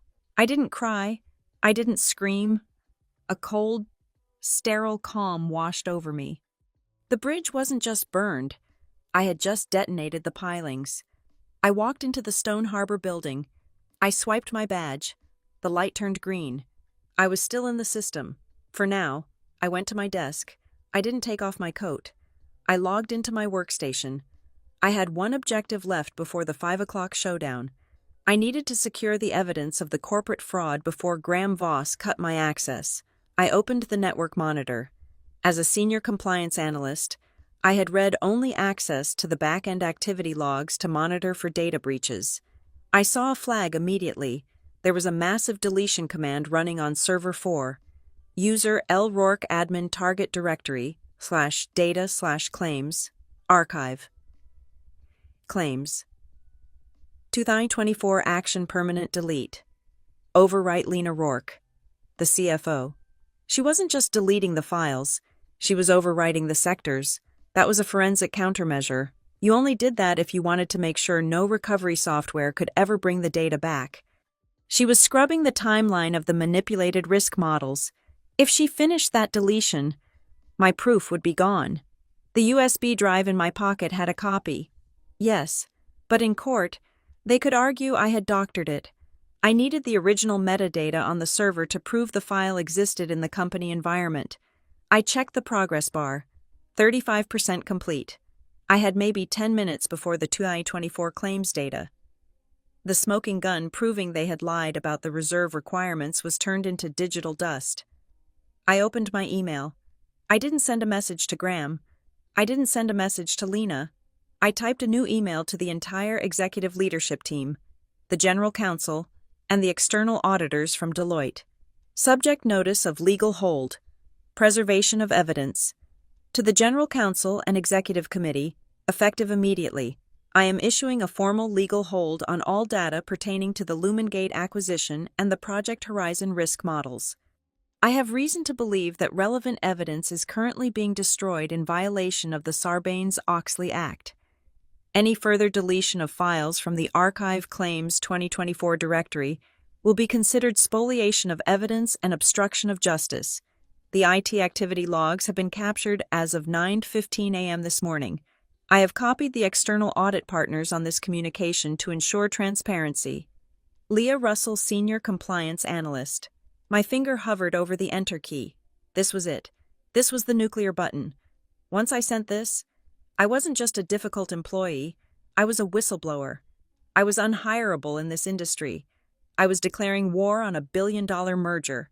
I thought about my mother trying to steal my credit. I thought about Graham Voss telling me I was alone and therefore expendable. I hit send. Then, I immediately picked up the phone and dialed the IT help desk. "This is Leah Russell in compliance," I said, my voice crisp. "Ticket number 4492. I need you to snapshot the current server state immediately. Legal hold protocol. If you don't stop the active deletion process on server 4, you are personally liable." The kid on the other end stammered. Okay, stopping it now." I watched the progress bar on my screen. It hovered at 42%, then it turned red. Operation aborted. I exhaled. I had saved the ghost of the truth. 2 minutes later, my internal instant messenger blinked. It was Graham. Graham Voss. "You just made a very expensive mistake, Graham Voss. Don't make this hard. Leah, resign now, and we can maybe keep your name out of the press. If you force us to fire you for cause, you will lose everything. The severance, the reference, your reputation." I didn't reply. I took a screenshot of the message. I started packing my personal items. A framed photo of a landscape, no people, my favorite mug, a cactus. It was a pathetic accumulation of 4 years of life. My desk phone rang. I stared at it. It wasn't an internal extension. It was an external call. I picked it up. "Leah Russell, Ms. Russell." The voice was male, efficient. "Please hold for the Director of Strategy for Lumengate Capital." Lumengate, the acquiring company, the people Graham was trying to trick. A click, then a woman's voice came on the line. Leah. The voice stopped me cold. It wasn't the voice of a stranger. It was low, smoky, with a cadence that scraped against a memory I had buried deep in my amygdala. It sounded professional, polished, and terrifyingly familiar. "This is Leah," I said. "Who is this?" "This is the party that is about to buy your company," the woman said. "I received a copy of a legal hold notification regarding our deal. My due diligence team is concerned." "I did what was required by law," I said, gripping the receiver. "The data was being manipulated." "I know," the woman said. "We have suspected the numbers were soft for weeks. We just needed someone on the inside brave enough or angry enough to confirm it." She paused. The silence on the line crackled with static. "You have had a hard week, haven't you, Leah?" she asked. The question was too personal, too intimate. A director of strategy at a hedge fund doesn't ask about your week. "Excuse me," I said. "I don't see how my personal week is relevant to the acquisition." "It is relevant," she said, "because I know exactly what pressure feels like. I know what it feels like to be the one who has to fix the mess the rest of the family or the company made." My heart started to hammer against my ribs. The way she said family, the rhythm of her speech. It was the same rhythm I used to hear through the wall of my bedroom when she was arguing with our father. "Who is this?" I whispered. "We will meet soon," she said. "At 5 o'clock. Don't sign anything until I get there." "You are coming here." "I am already in the elevator," she said. "And Leah?" "Yes. Make sure you wear the blue suit. It always looked better on you than it did on Mom." The line went dead. I sat there, the receiver still pressed to my ear, the dial tone humming like a flatline. The blue suit? My mother had a navy blue suit she wore to church every Sunday when we were kids. I had borrowed it once for a debate team final. Roxanne had made fun of me, saying I looked like a flight attendant. Roxanne, my sister wasn't just a black sheep. She wasn't dead in a ditch in California. She was Lumengate capital. The realization washed over me like ice water. I wasn't just fighting Graham Voss. I was merely the infantry. The cavalry had just arrived, and she was riding a billion-dollar tank. I looked at the clock. 4:59. I picked up my laptop. I picked up my badge. I stood up. Graham Voss thought he was walking into a firing squad where he held the gun. He had no idea he was walking into a family reunion. I walked to Conference Room B. I walked to the door of Conference Room B, my hand hovering over the handle, my heart pounding a rhythm against my ribs that felt like a war drum. I was ready to face Graham. I was ready to be fired, but the door was locked. A frantic assistant came running down the hallway, her heels slipping on the carpet. She told me the 5 o'clock meeting had been postponed. Graham was on the phone with legal counsel. The legal hold email I had sent at 4:59 had apparently acted like a grenade thrown into a crowded bunker. They needed time to assess the damage. They gave me 12 hours. They thought they were buying time to build a case against me. In reality, they had just given me the time I needed to build a coffin for their careers. I drove home. I did not turn on the radio. I did not cry. My apartment was dark when I arrived, but I did not turn on the main lights. I went straight to my home office, opened my laptop, and accepted the encrypted video link that had been sent to my personal email address. The screen flickered, stabilized, and then she was there. Roxanne. She was sitting in a room that looked like the library of a European estate. Behind her, floor-to-ceiling bookshelves were filled with leather-bound volumes. She was wearing a cream-colored cashmere sweater, holding a glass of amber liquid. She looked older than I remembered, the softness of her teenage years replaced by the sharp, angular beauty of a woman who makes decisions that cost millions of dollars. "Hello, Leah," she said. Her voice was clear, stripped of the static from the phone line. "You are Lumengate," I said. It was not a question. "I am the managing partner of the Distressed Assets Fund at Lumengate," she corrected, taking a sip of her drink. "We specialize in acquiring companies that are operationally sound but ethically compromised. Stone Harbor fits the profile perfectly." "You knew," I said, feeling a flare of old anger. You knew I worked there. You knew what Graham was doing. I knew you worked there because I have tracked every move you have made since you left Tulsa, Roxanne said calmly. I knew what Graham was doing because my analysts spotted the irregularities in the due diligence reports 3 months ago. But I needed proof from the inside. I needed a chain of custody that would hold up in court. So I was bait, I said bitterly. Just like with Mom and Dad, I am always the utility player. Roxanne leaned forward, her eyes locking onto mine through the screen. Stop it. Stop feeling sorry for yourself. I did not intervene sooner because I needed to know if you were still the little girl who hid in the closet, or if you were ready to be the woman who owns the house. She set the glass down. The sound was sharp. I am not here to help you win by using your tears. Leah. Tears don't work in boardrooms. I am here to ensure you are not crushed by the machinery, but you have to drive the car. I can only provide the gas. What do I do? I asked. You survive the next 24 hours, she said. Graham is going to fire you tomorrow. He has to. He needs to discredit you before the acquisition closes. He will offer you money. He will threaten you. He will try to make you feel small. I know, I said. Good, she nodded. Let him. Don't sign the NDA. Don't sign the resignation. Make them terminate you. And when they do, I will walk through that door. And the family, I asked. They are trying to steal my identity. Roxanne, they tried to take out a loan in my name. Roxanne's face darkened. For a second, the billionaire vanished, and the protective big sister emerged. I know, she said quietly. I saw the credit alert on my end, too. I monitor all Russell family financials. It is a hobby of mine. I need to stop them, I said. But I can't just let them be homeless.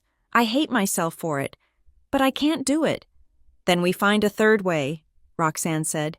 We don't save them. We restructure them.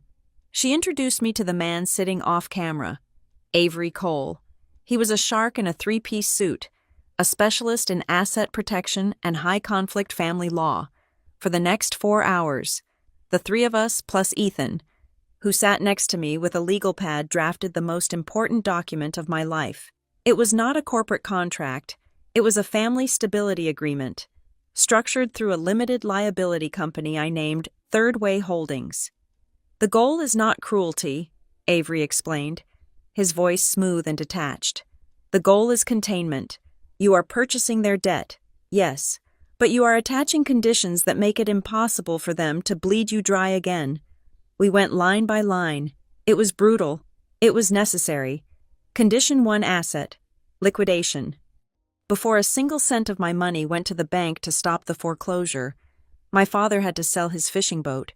My mother had to sell her collection of antique dolls. They had to demonstrate skin in the game. Condition 2 mandatory financial oversight.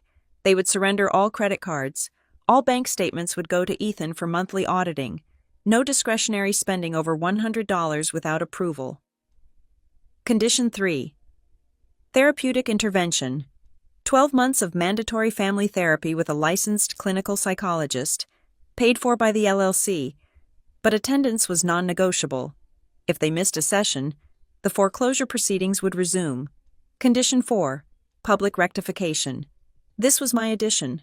I insisted on it. They had to send a written letter to every aunt, uncle, and cousin they had complained to, clarifying that I had not abandoned them, but had saved them from bankruptcy. They will hate this, I said, looking at the draft. They will scream. Let them scream, Roxanne said from the screen. Screaming is free. Your money is not. By 2 o'clock in the morning, the documents were ready. Avery emailed them to me. I printed them out. The stack of paper felt heavy in my hands, heavy with the weight of 33 years of guilt and obligation being transformed into leverage. One more thing, Roxanne said before she signed off. Graham will try to isolate you. He will try to make you feel like you are the only person in the world who thinks he is a fraud. Remember this, he is the one who is terrified. You are the one with the truth. Sleep fast, Leah. Tomorrow is going to be fun. I slept for 3 hours. It was a deep, dreamless sleep. When I woke up, The sun was cutting through the blinds. The rain had stopped. The sky was a hard, brilliant blue. I took a shower. I dried my hair. I put on the navy blue suit. It fit perfectly. I looked in the mirror. I didn't look like the girl who used to eat lunch in the library, so she wouldn't have to sit alone in the cafeteria. I looked like someone who could authorize a hostile takeover. I drove to Stone Harbor. The parking lot was full. I parked my Honda between two Mercedes. I walked into the lobby. The security guard, an older man named Earl, whom I brought donuts to every Friday, nodded at me. "Morning, Miss Russell," he said. "Good morning, Earl," I said. "It is a beautiful day for justice, isn't it?" He blinked, confused. "I suppose so, ma'am." I took the elevator up. The office was buzzing with the low-frequency anxiety that always preceded a merger. People were whispering in corners. Eyes darted toward me and then quickly away. They knew something was happening. They knew I was the dead woman walking. I sat at my desk. I didn't open my email. I didn't check the logs. I just placed my hands on the desk and waited. I felt a strange sense of calm. For years, I had been afraid of losing this job. I had been afraid of losing the security, the paycheck, the tiny slice of the world I had carved out for myself. But now, realizing that the security was an illusion and the paycheck was hush money, the fear evaporated. I wasn't afraid of being fired anymore. I was only afraid of leaving without burning the corruption out of the walls. At 10 o'clock, my phone did not ring. At 11 o'clock, Graham walked past my cubicle. He didn't look at me. He looked pale. He was carrying a stack of files and sweating. Despite the aggressive air conditioning, he was trying to purge the records before the acquisition team arrived. He didn't know the acquisition team was his former employee's sister, and she already had copies of everything he was trying to shred. I went to lunch with Ethan. We sat in the park across the street. "You ready?" he asked, handing me a sandwich. "I am," I said. "I have the USB drive. I have the audio recorder in my pocket. I have the LLC papers for my parents." "You are terrifying," Ethan smiled. "I love it. I am just done," I said. "I am done being the scenery in other people's plays." I walked back into the building at 1 o'clock. The atmosphere had shifted. It was tighter, more brittle. Jillian from HR was waiting by the elevator banks. She looked like she had been crying. "Leah," she said, her voice barely a whisper. "Hello, Jillian," I said. "Please," she said, looking down at her clipboard. "They are ready for you now. Conference room B." "Is Graham there?" I asked. "Yes." "Good," I said. I adjusted the lapels of my blue suit. I felt the weight of the USB drive in my pocket. I thought of Roxanne's voice. "Drive the car." I walked past Jillian. I didn't hurry. I walked with the rhythm of a woman who owns her own time. I reached the door of conference room B. This time, it wasn't locked. I pushed it open. The air in conference room B was not just cold. It was sterile. The kind of aggressive, artificial chill that is designed to preserve dead things. I stepped inside and the door clicked shut behind me, sealing the vacuum. Graham Voss was sitting at the head of the mahogany table, just as I had pictured him during my drive over. He was attempting to look relaxed, leaning back in the ergonomic mesh chair with his fingers steeping together. But the posture was wrong. His shoulders were too high, tight against his ears. There was a sheen of perspiration on his upper lip that the fluorescent lights picked up mercilessly. He looked like a man who was trying to hold back a landslide with a plastic spoon. Jillian Price sat to his right. She did not look up when I entered. She was staring at a pile of documents, her pen tapping a nervous, erratic rhythm against a legal pad. She looked nauseous. "Sit down, Leah," Graham said. He gestured to the chair opposite him. It was the defendant's chair, positioned so that the afternoon sun from the window hit you directly in the eyes, making you squint, making you feel small. I sat. I placed my hands on the table. I did not squint. I kept my back straight, letting the navy blue suit my armor hold me up. "We can make this quick," Graham said, his voice adopting a tone of forced benevolence.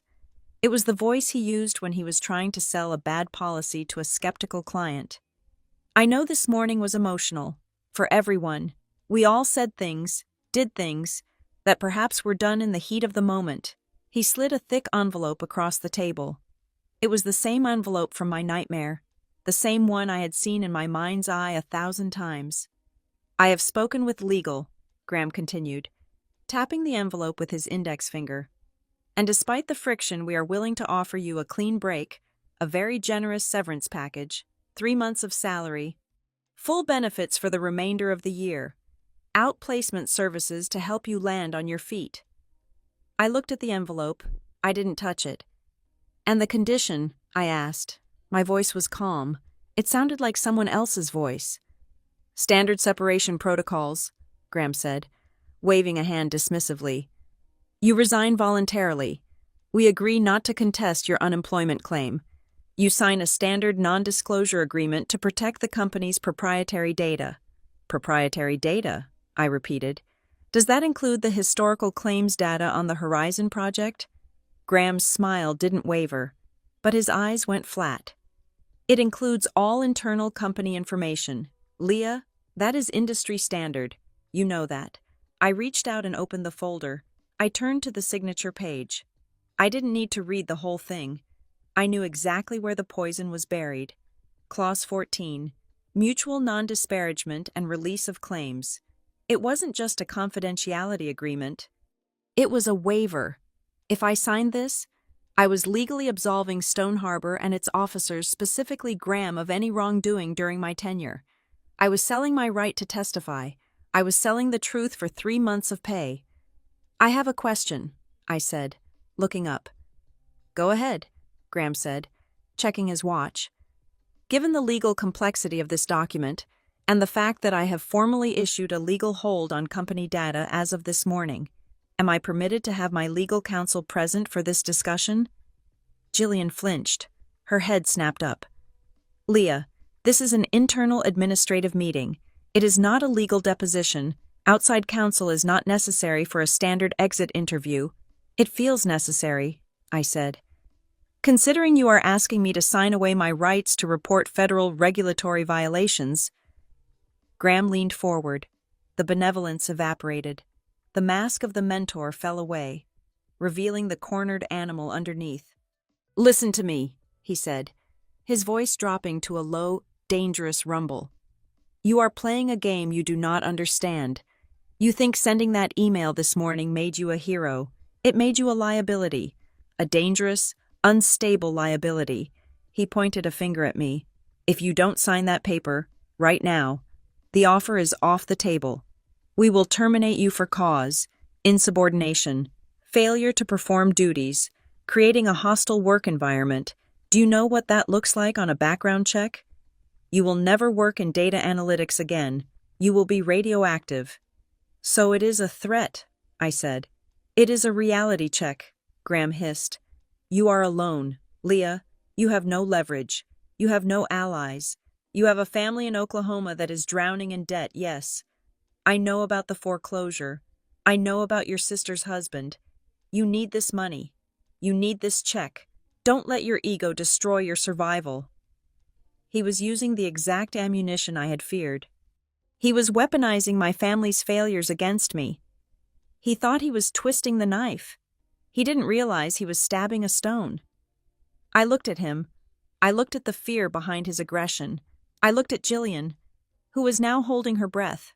I placed my hand on the separation agreement. I felt the texture of the paper. You are right about one thing, Graham, I said softly. I do have a family in Oklahoma who makes terrible financial decisions, and for a long time, I thought it was my job to pay for their mistakes.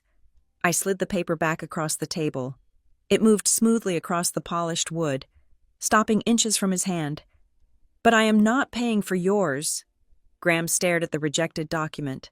His face turned a blotchy, violent shade of red. The veins in his neck bulged. I am not signing an NDA that conceals fraud, I said clearly, for the benefit of the audio recorder humming silently in my pocket. And I am not resigning. Graham stood up. He slammed his hands on the table. The sound cracked through the room like a gunshot.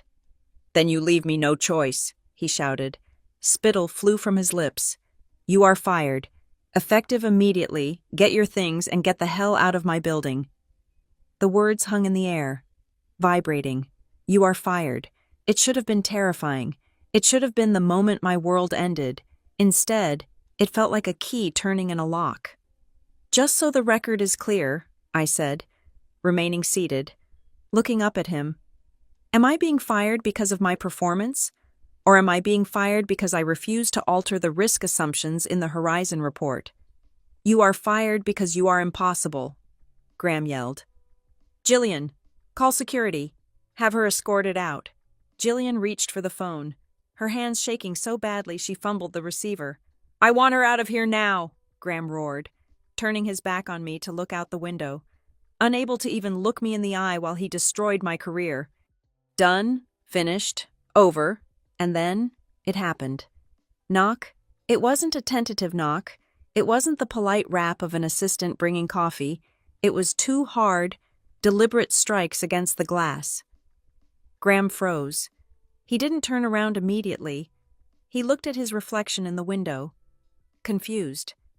"I said no interruptions," he bellowed at the glass. The door handle turned.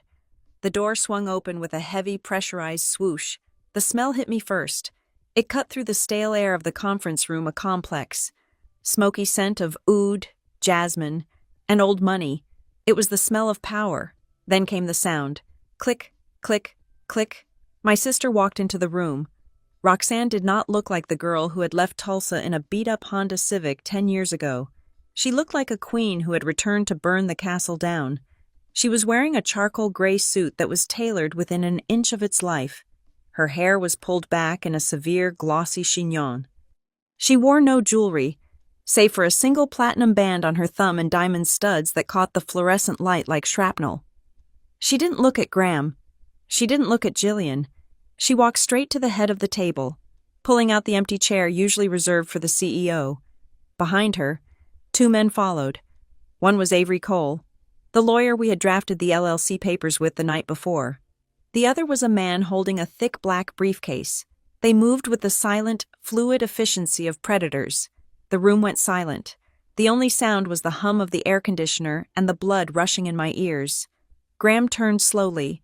His face went from red to a terrifying shade of ash gray. He looked at Roxanne. He looked at the visitor badge clipped to her lapel. He looked at the men standing behind her like sentinels. "Who?" Graham's voice failed him. He cleared his throat. "Who are you?" "You can't just barge in here.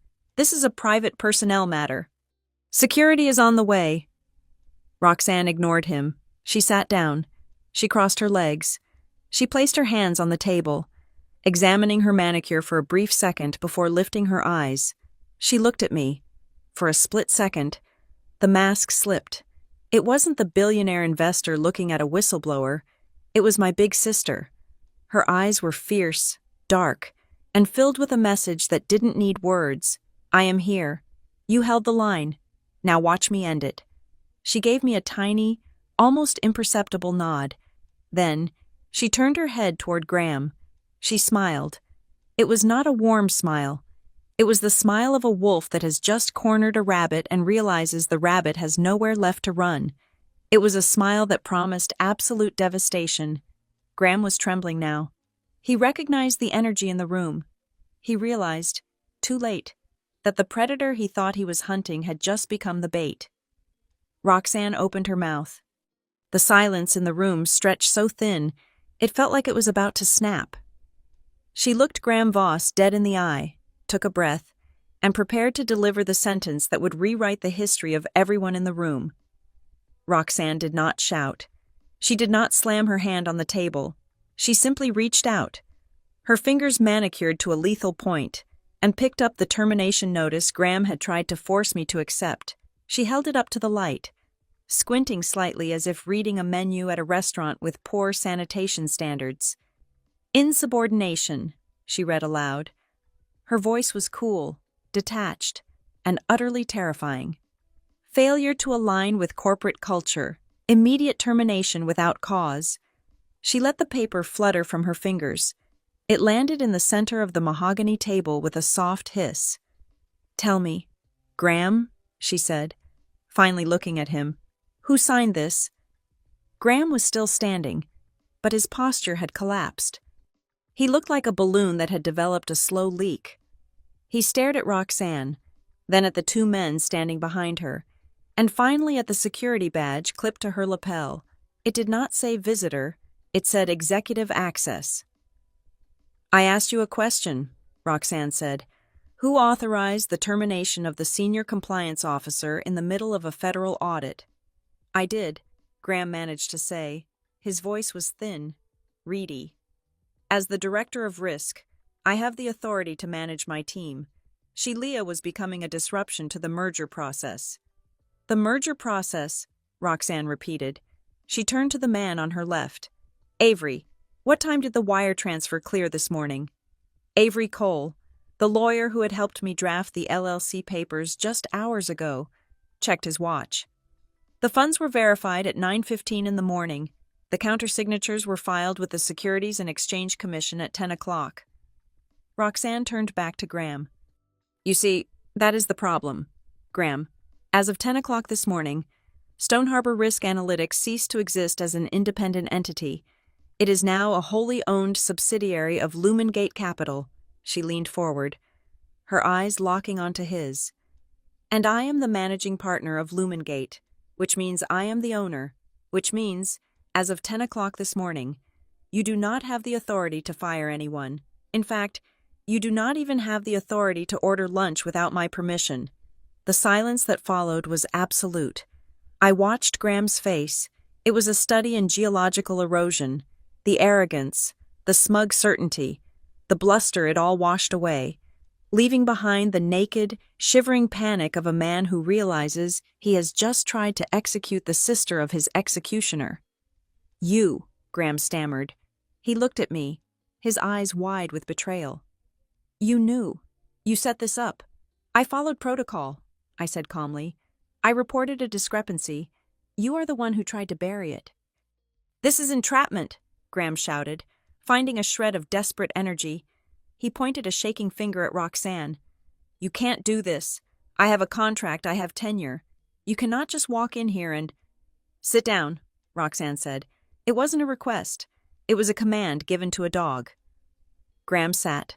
Roxanne turned to Jillian from Human Resources. Jillian was pressing herself into the back of her chair, trying to become invisible. "You are the HR director?" Roxanne asked. "Yes," Jillian squeaked. "Jillian Price, ma'am." "Jillian," Roxanne said pleasantly, "did you review the whistleblower complaint Ms. Russell submitted yesterday regarding the vendor payments to Apex Market Research?" Jillian went pale. Mr. Voss told me that was a personal matter. He said Leah was confused. He said we should handle it internally." "Internally?" Roxanne mused. "By firing the witness," Roxanne signaled to the second man, the one with the briefcase. He stepped forward and placed a ruggedized laptop on the table. He opened it and typed a sequence of commands. "This is Mr. Halloway," Roxanne introduced him without looking away from Graham. "He is the head of forensic IT for Lumengate, Mr. Halloway. Please initiate the legal hold protocol immediately. I want every server, every laptop, and every mobile device issued to the executive team locked down. No deletions, no edits. If a single byte of data is changed from this moment forward, I want to know." "Already done. Ms. Russell?" Halloway said. His voice was a baritone rumble. "Network lockdown initiated at 1:02 p.m. We have full administrative control." Graham's eyes darted to his phone, which was sitting on the table. He reached for it instinctively. "Don't," Halloway said. Graham froze. "If you touch that phone," Halloway said, "I will assume you are attempting to destroy evidence. That moves this from a civil dispute to a criminal obstruction charge." Graham pulled his hand back as if the phone were red hot. "This is ridiculous," Graham sneered, though the sweat was now dripping openly down his temple. "You have nothing, just the paranoia of a disgruntled employee. The Horizon report is solid. The vendor payments are legitimate consulting fees." "Is that so?" Roxanne asked. "Yes." Graham insisted. Apex Market Research provided valuable demographic data for the Oklahoma expansion. I approved those invoices personally because they delivered results. Roxanne looked at Avery. Avery pulled a document from his briefcase and slid it across the table. This is the incorporation document for Apex Market Research, Avery said. Registered agent Evan Klein. Registered address a residential home in Tulsa. And here, he slid a second paper, is the metadata from the demographic report they submitted. It was created on a free version of Microsoft Word 3 hours before the invoice was sent. The content was plagiarized entirely from a Wikipedia article on Tulsa population density. I watched Graham read the papers. His mouth opened and closed. You paid my brother-in-law $5,000 to copy-paste a Wikipedia article, I said. And you did it to buy leverage against me. I didn't know he was your brother-in-law. Graham lied. It was such a clumsy, pathetic lie that even Jillian winced. Graham, Roxanne said softly, stop talking. You are only making the deposition longer. Suddenly, Holloway's laptop let out a sharp, urgent chime. Ms. Russell, Holloway said, his fingers flying across the keyboard. We have a flag. Active deletion attempt. The room went cold. Source, Roxanne asked. Internal IDL Rourke, Holloway reported. Lena Rourke, the CFO. She is currently attempting to remotely wipe the Archive Claims 2024 directory from her iPad. She is bypassing the standard recycle bin. Can you stop it? I already did, Holloway said. I mirrored the drive 10 minutes ago. She is deleting a ghost copy, but I'm recording her keystrokes. She just sent a text message to the IT director. Do you want to hear it? Please, Roxanne said. Holloway read from the screen. Leah Russell knows. Scrub the backups. I will authorize the overtime. Just get it done. Roxanne looked at Graham. He looked like he was about to vomit. The conspiracy wasn't just unraveling, it was being live-streamed. Well, Roxanne said, leaning back, that is unfortunate for Lena. Conspiracy to commit fraud is a difficult thing to put on a resume. She turned to me. Her face softened.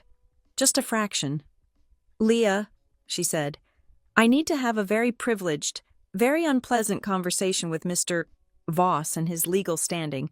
I need you to step out of the room, just for 10 minutes. I want to stay, I said.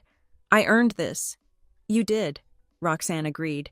But what comes next is going to be ugly. It involves lawyers, threats, and likely some begging. You don't need to see him beg. It diminishes the victory. Go wait in the hallway.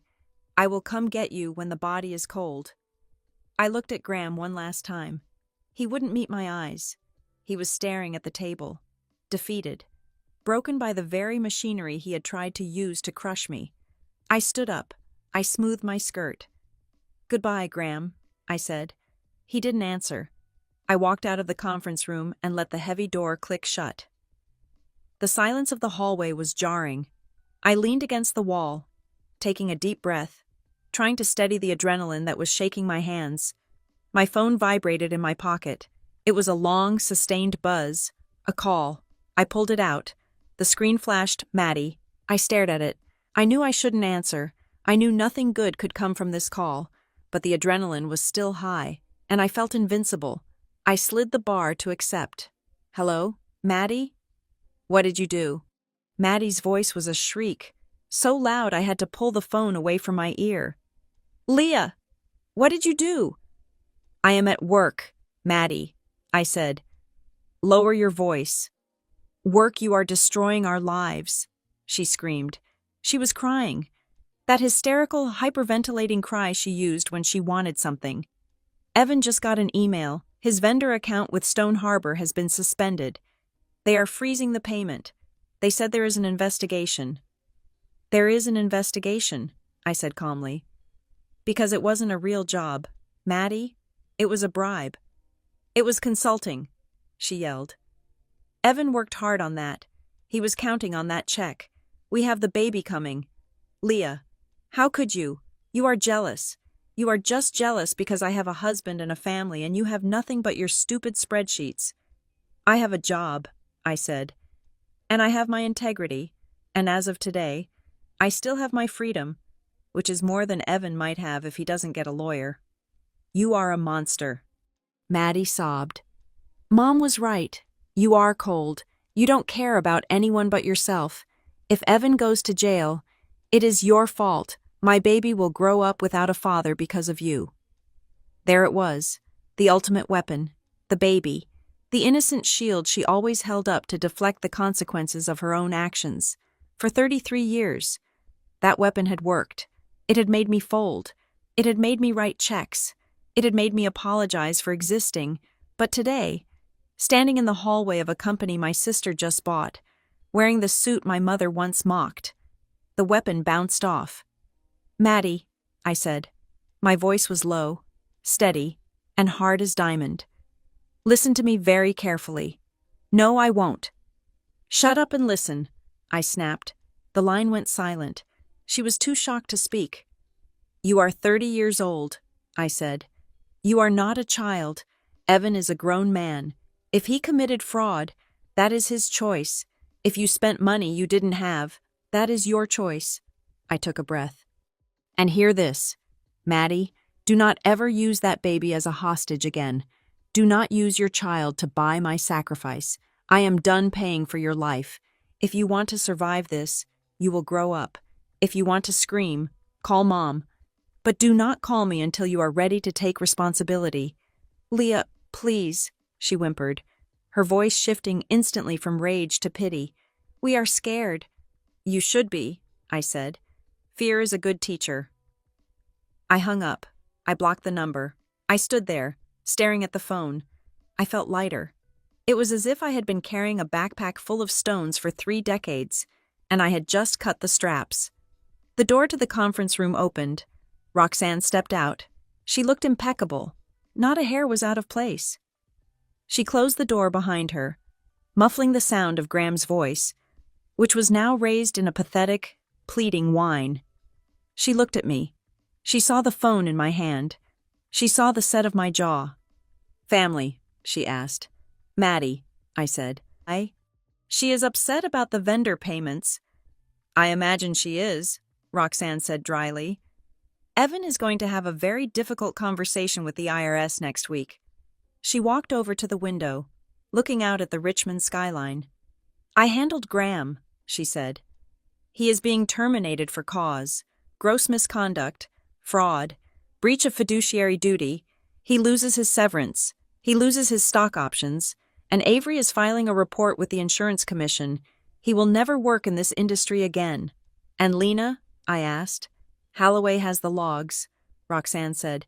She will be escorted out by security within the hour. She turned to face me. I can clean up the company. Leah, I can fire the bad actors. I can restructure the debt. I can inject capital. That is what I do. It is just math. She stepped closer, her eyes searching mine. But the family that is harder, I can't fire them for you. I can't issue a legal hold on their guilt trips. I know, I said. I just told Maddie to stop using the baby as leverage. Roxanne smiled. It was a genuine smile this time, a smile of pride. Good, she said. You are learning. So what happens now? I asked. Am I fired? Roxanne laughed. It was a rich, throaty sound. Fired, Leah. You are the only person in this building who actually knows where the bodies are buried. I can't fire you.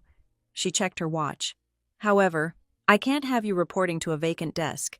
We need an interim director of compliance to oversee the forensic audit. Someone who isn't afraid to burn bridges.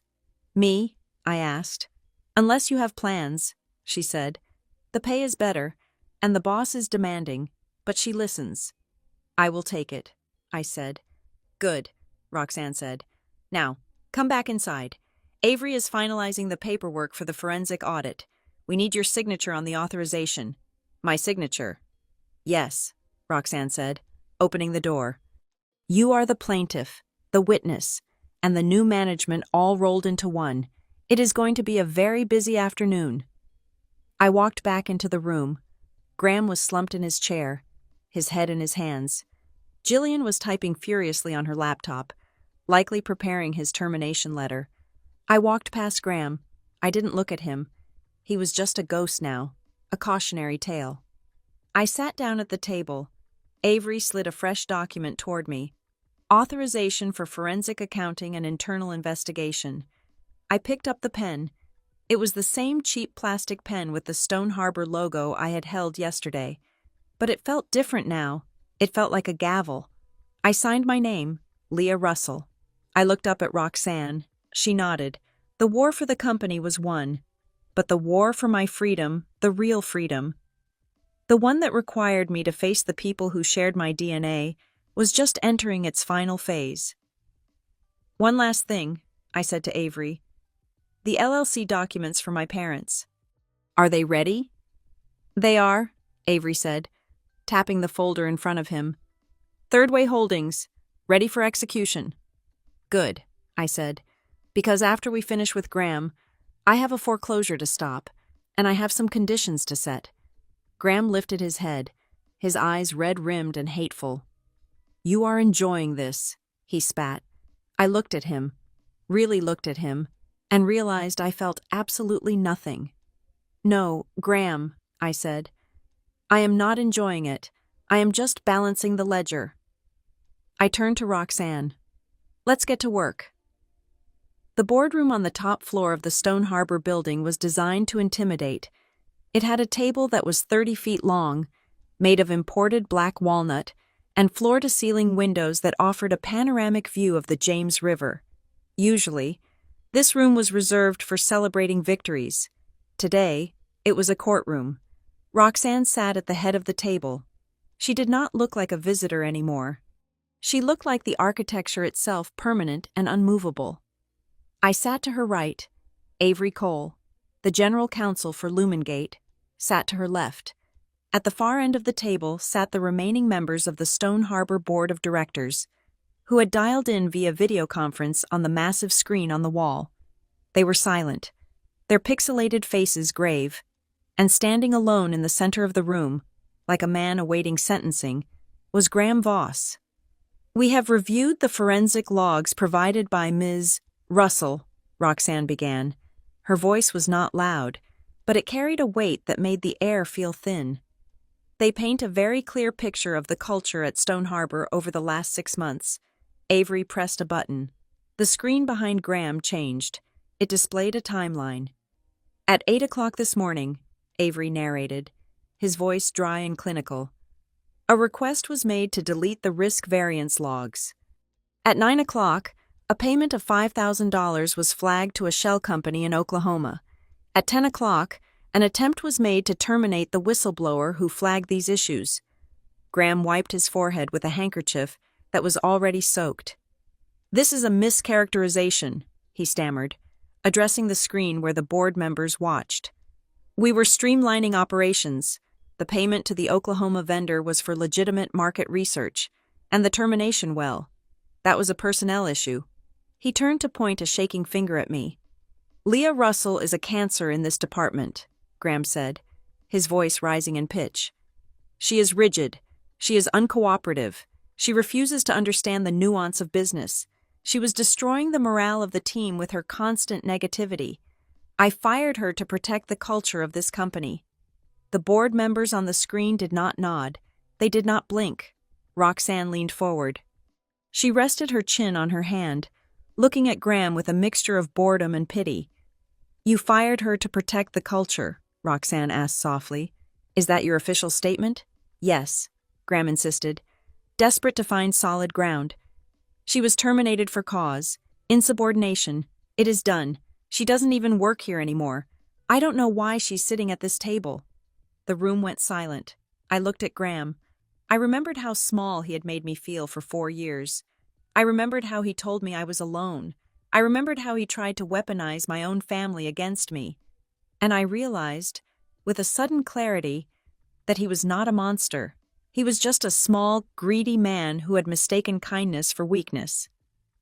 Roxanne stood up. She smoothed the front of her jacket. You are mistaken, Graham, she said.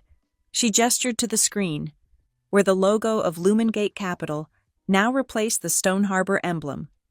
The acquisition deal closed at 10:15 this morning, Roxanne said. which means that when you attempted to fire Leah at 2 o'clock, you no longer had the authority to sign a lunch receipt, let alone a termination letter. Graham's mouth fell open. She is not fired, Roxanne said, her voice ringing off the glass walls. But you are. Graham blinked, his brain struggling to process the shift in reality. I have a contract. I have severance. You have to pay me out. For a standard termination, yes, Avery Cole interjected, sliding a single sheet of paper down the long table. It stopped perfectly at Graham's feet. But this is not a standard termination.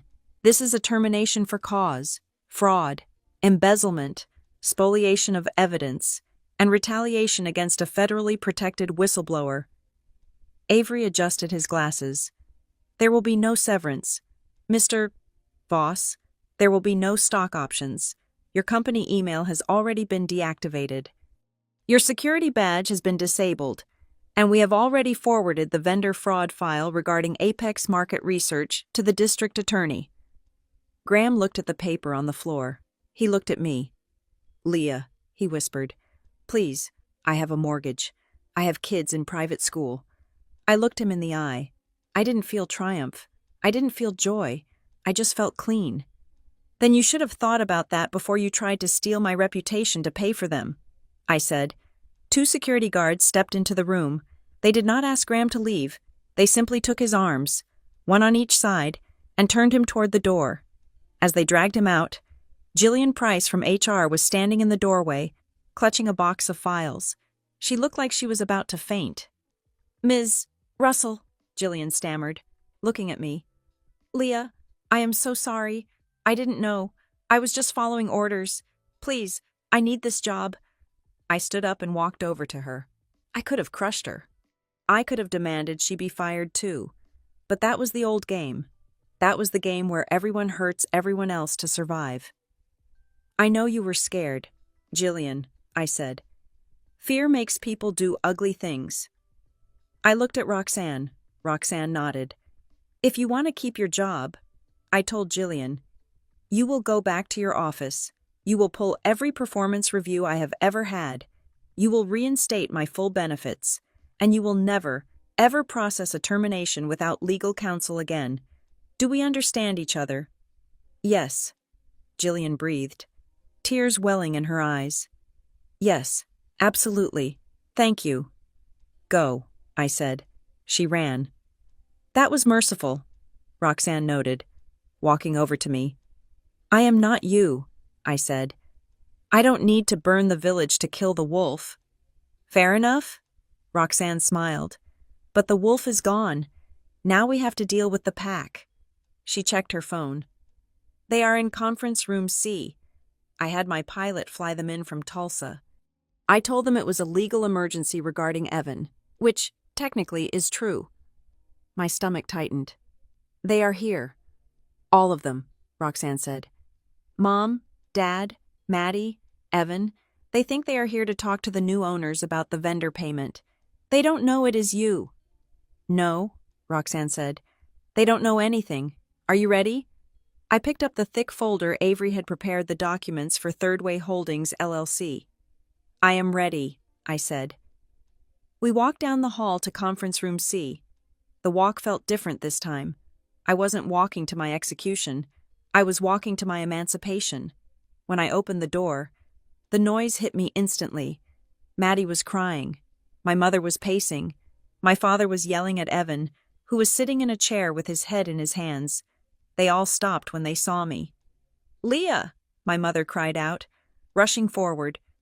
Thank God you are here. Have you fixed it? Evan said the payment was blocked. They are talking about jail. Leah. You have to talk to them. You work here. She grabbed my arm, her grip tight and frantic. Then, she looked past me. Roxanne stepped into the room. My mother froze. Her hands dropped from my arm. She stepped back, her face draining of color until she looked like a wax statue. Roxanne, my father whispered. Maddie stopped crying. She stared at the woman in the $3,000 suit, the sister she had been told was a failure, a disgrace, a stain on the family name. Hello, Mother, Roxanne said. Hello, Dale. What are you doing here? My father asked. his voice shaking.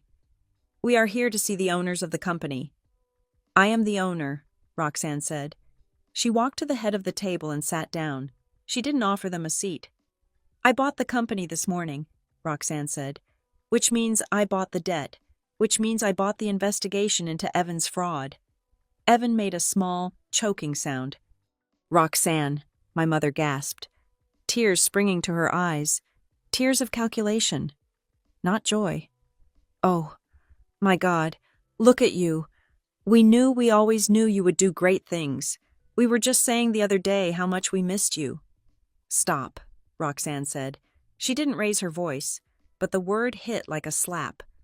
"I am not here for a reunion.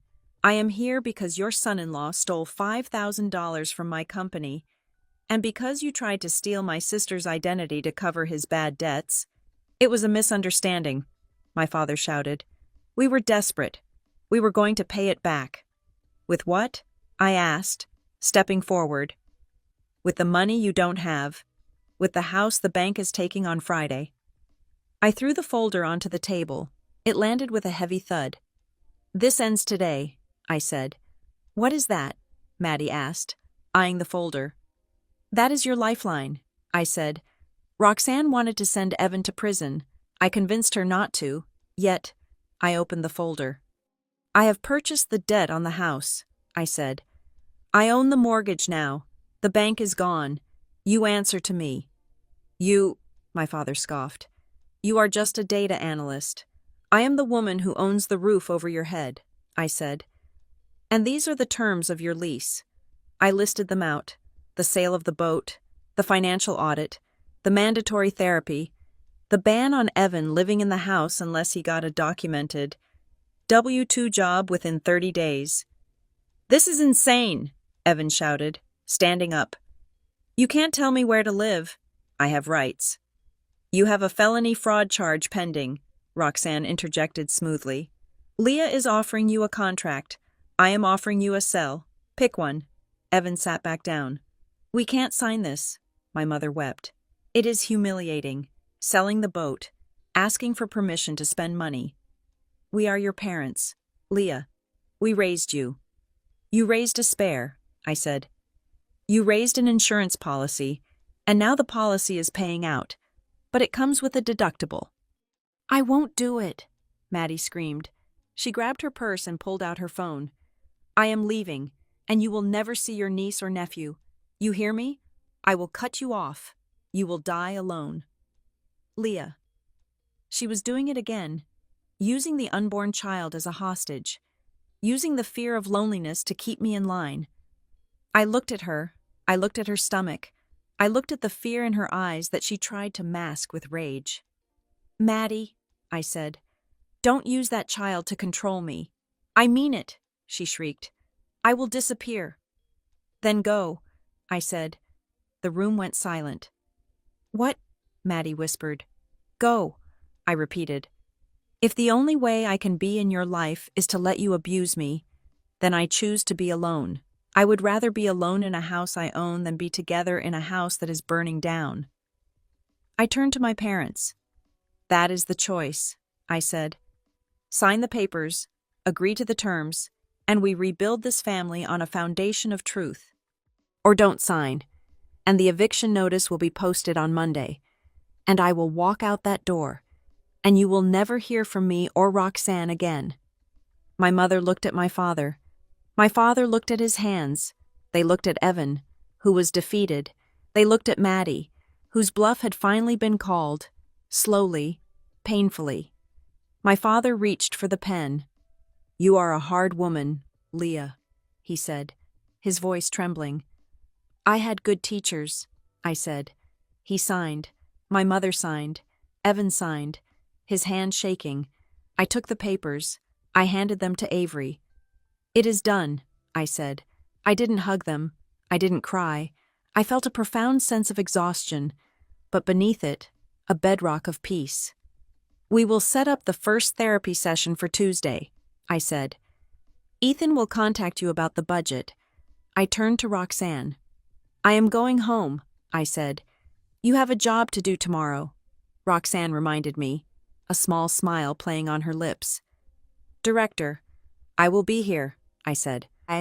But tonight, I am going to buy a bottle of wine that costs more than $12, and I am going to drink it in silence." Roxanne nodded. "You earned it." I walked out of the conference room. I walked down the hallway, past the empty office that used to belong to Graham Voss. I walked through the lobby, past the security guard who waved at me. I pushed open the heavy glass doors of the Stone Harbor building. The sun was setting over Richmond. The sky was a bruised purple and gold. The air smelled of rain and pavement. I walked to my car. I caught my reflection in the window. For the first time in 33 years, I didn't look for who was standing next to me. I didn't look for who was in the center of the frame. I unlocked the door. I got in. I drove away. And for the first time, I wasn't driving away from something. I was driving toward myself. Thank you so much for listening to Leah's story of revenge and redemption. It was a long journey from the shadows to the boardroom, and I hope you felt every moment of it. I'd love to know where you are tuning in from today. Are you listening on your commute, at the gym, or maybe relaxing at home? Drop a comment below and let me know. And if you enjoyed seeing justice served, please make sure to subscribe to Maya Revenge Stories. Hit that like button and smash the hype button to help this story reach even more people. Your support means the world to us. Until next time.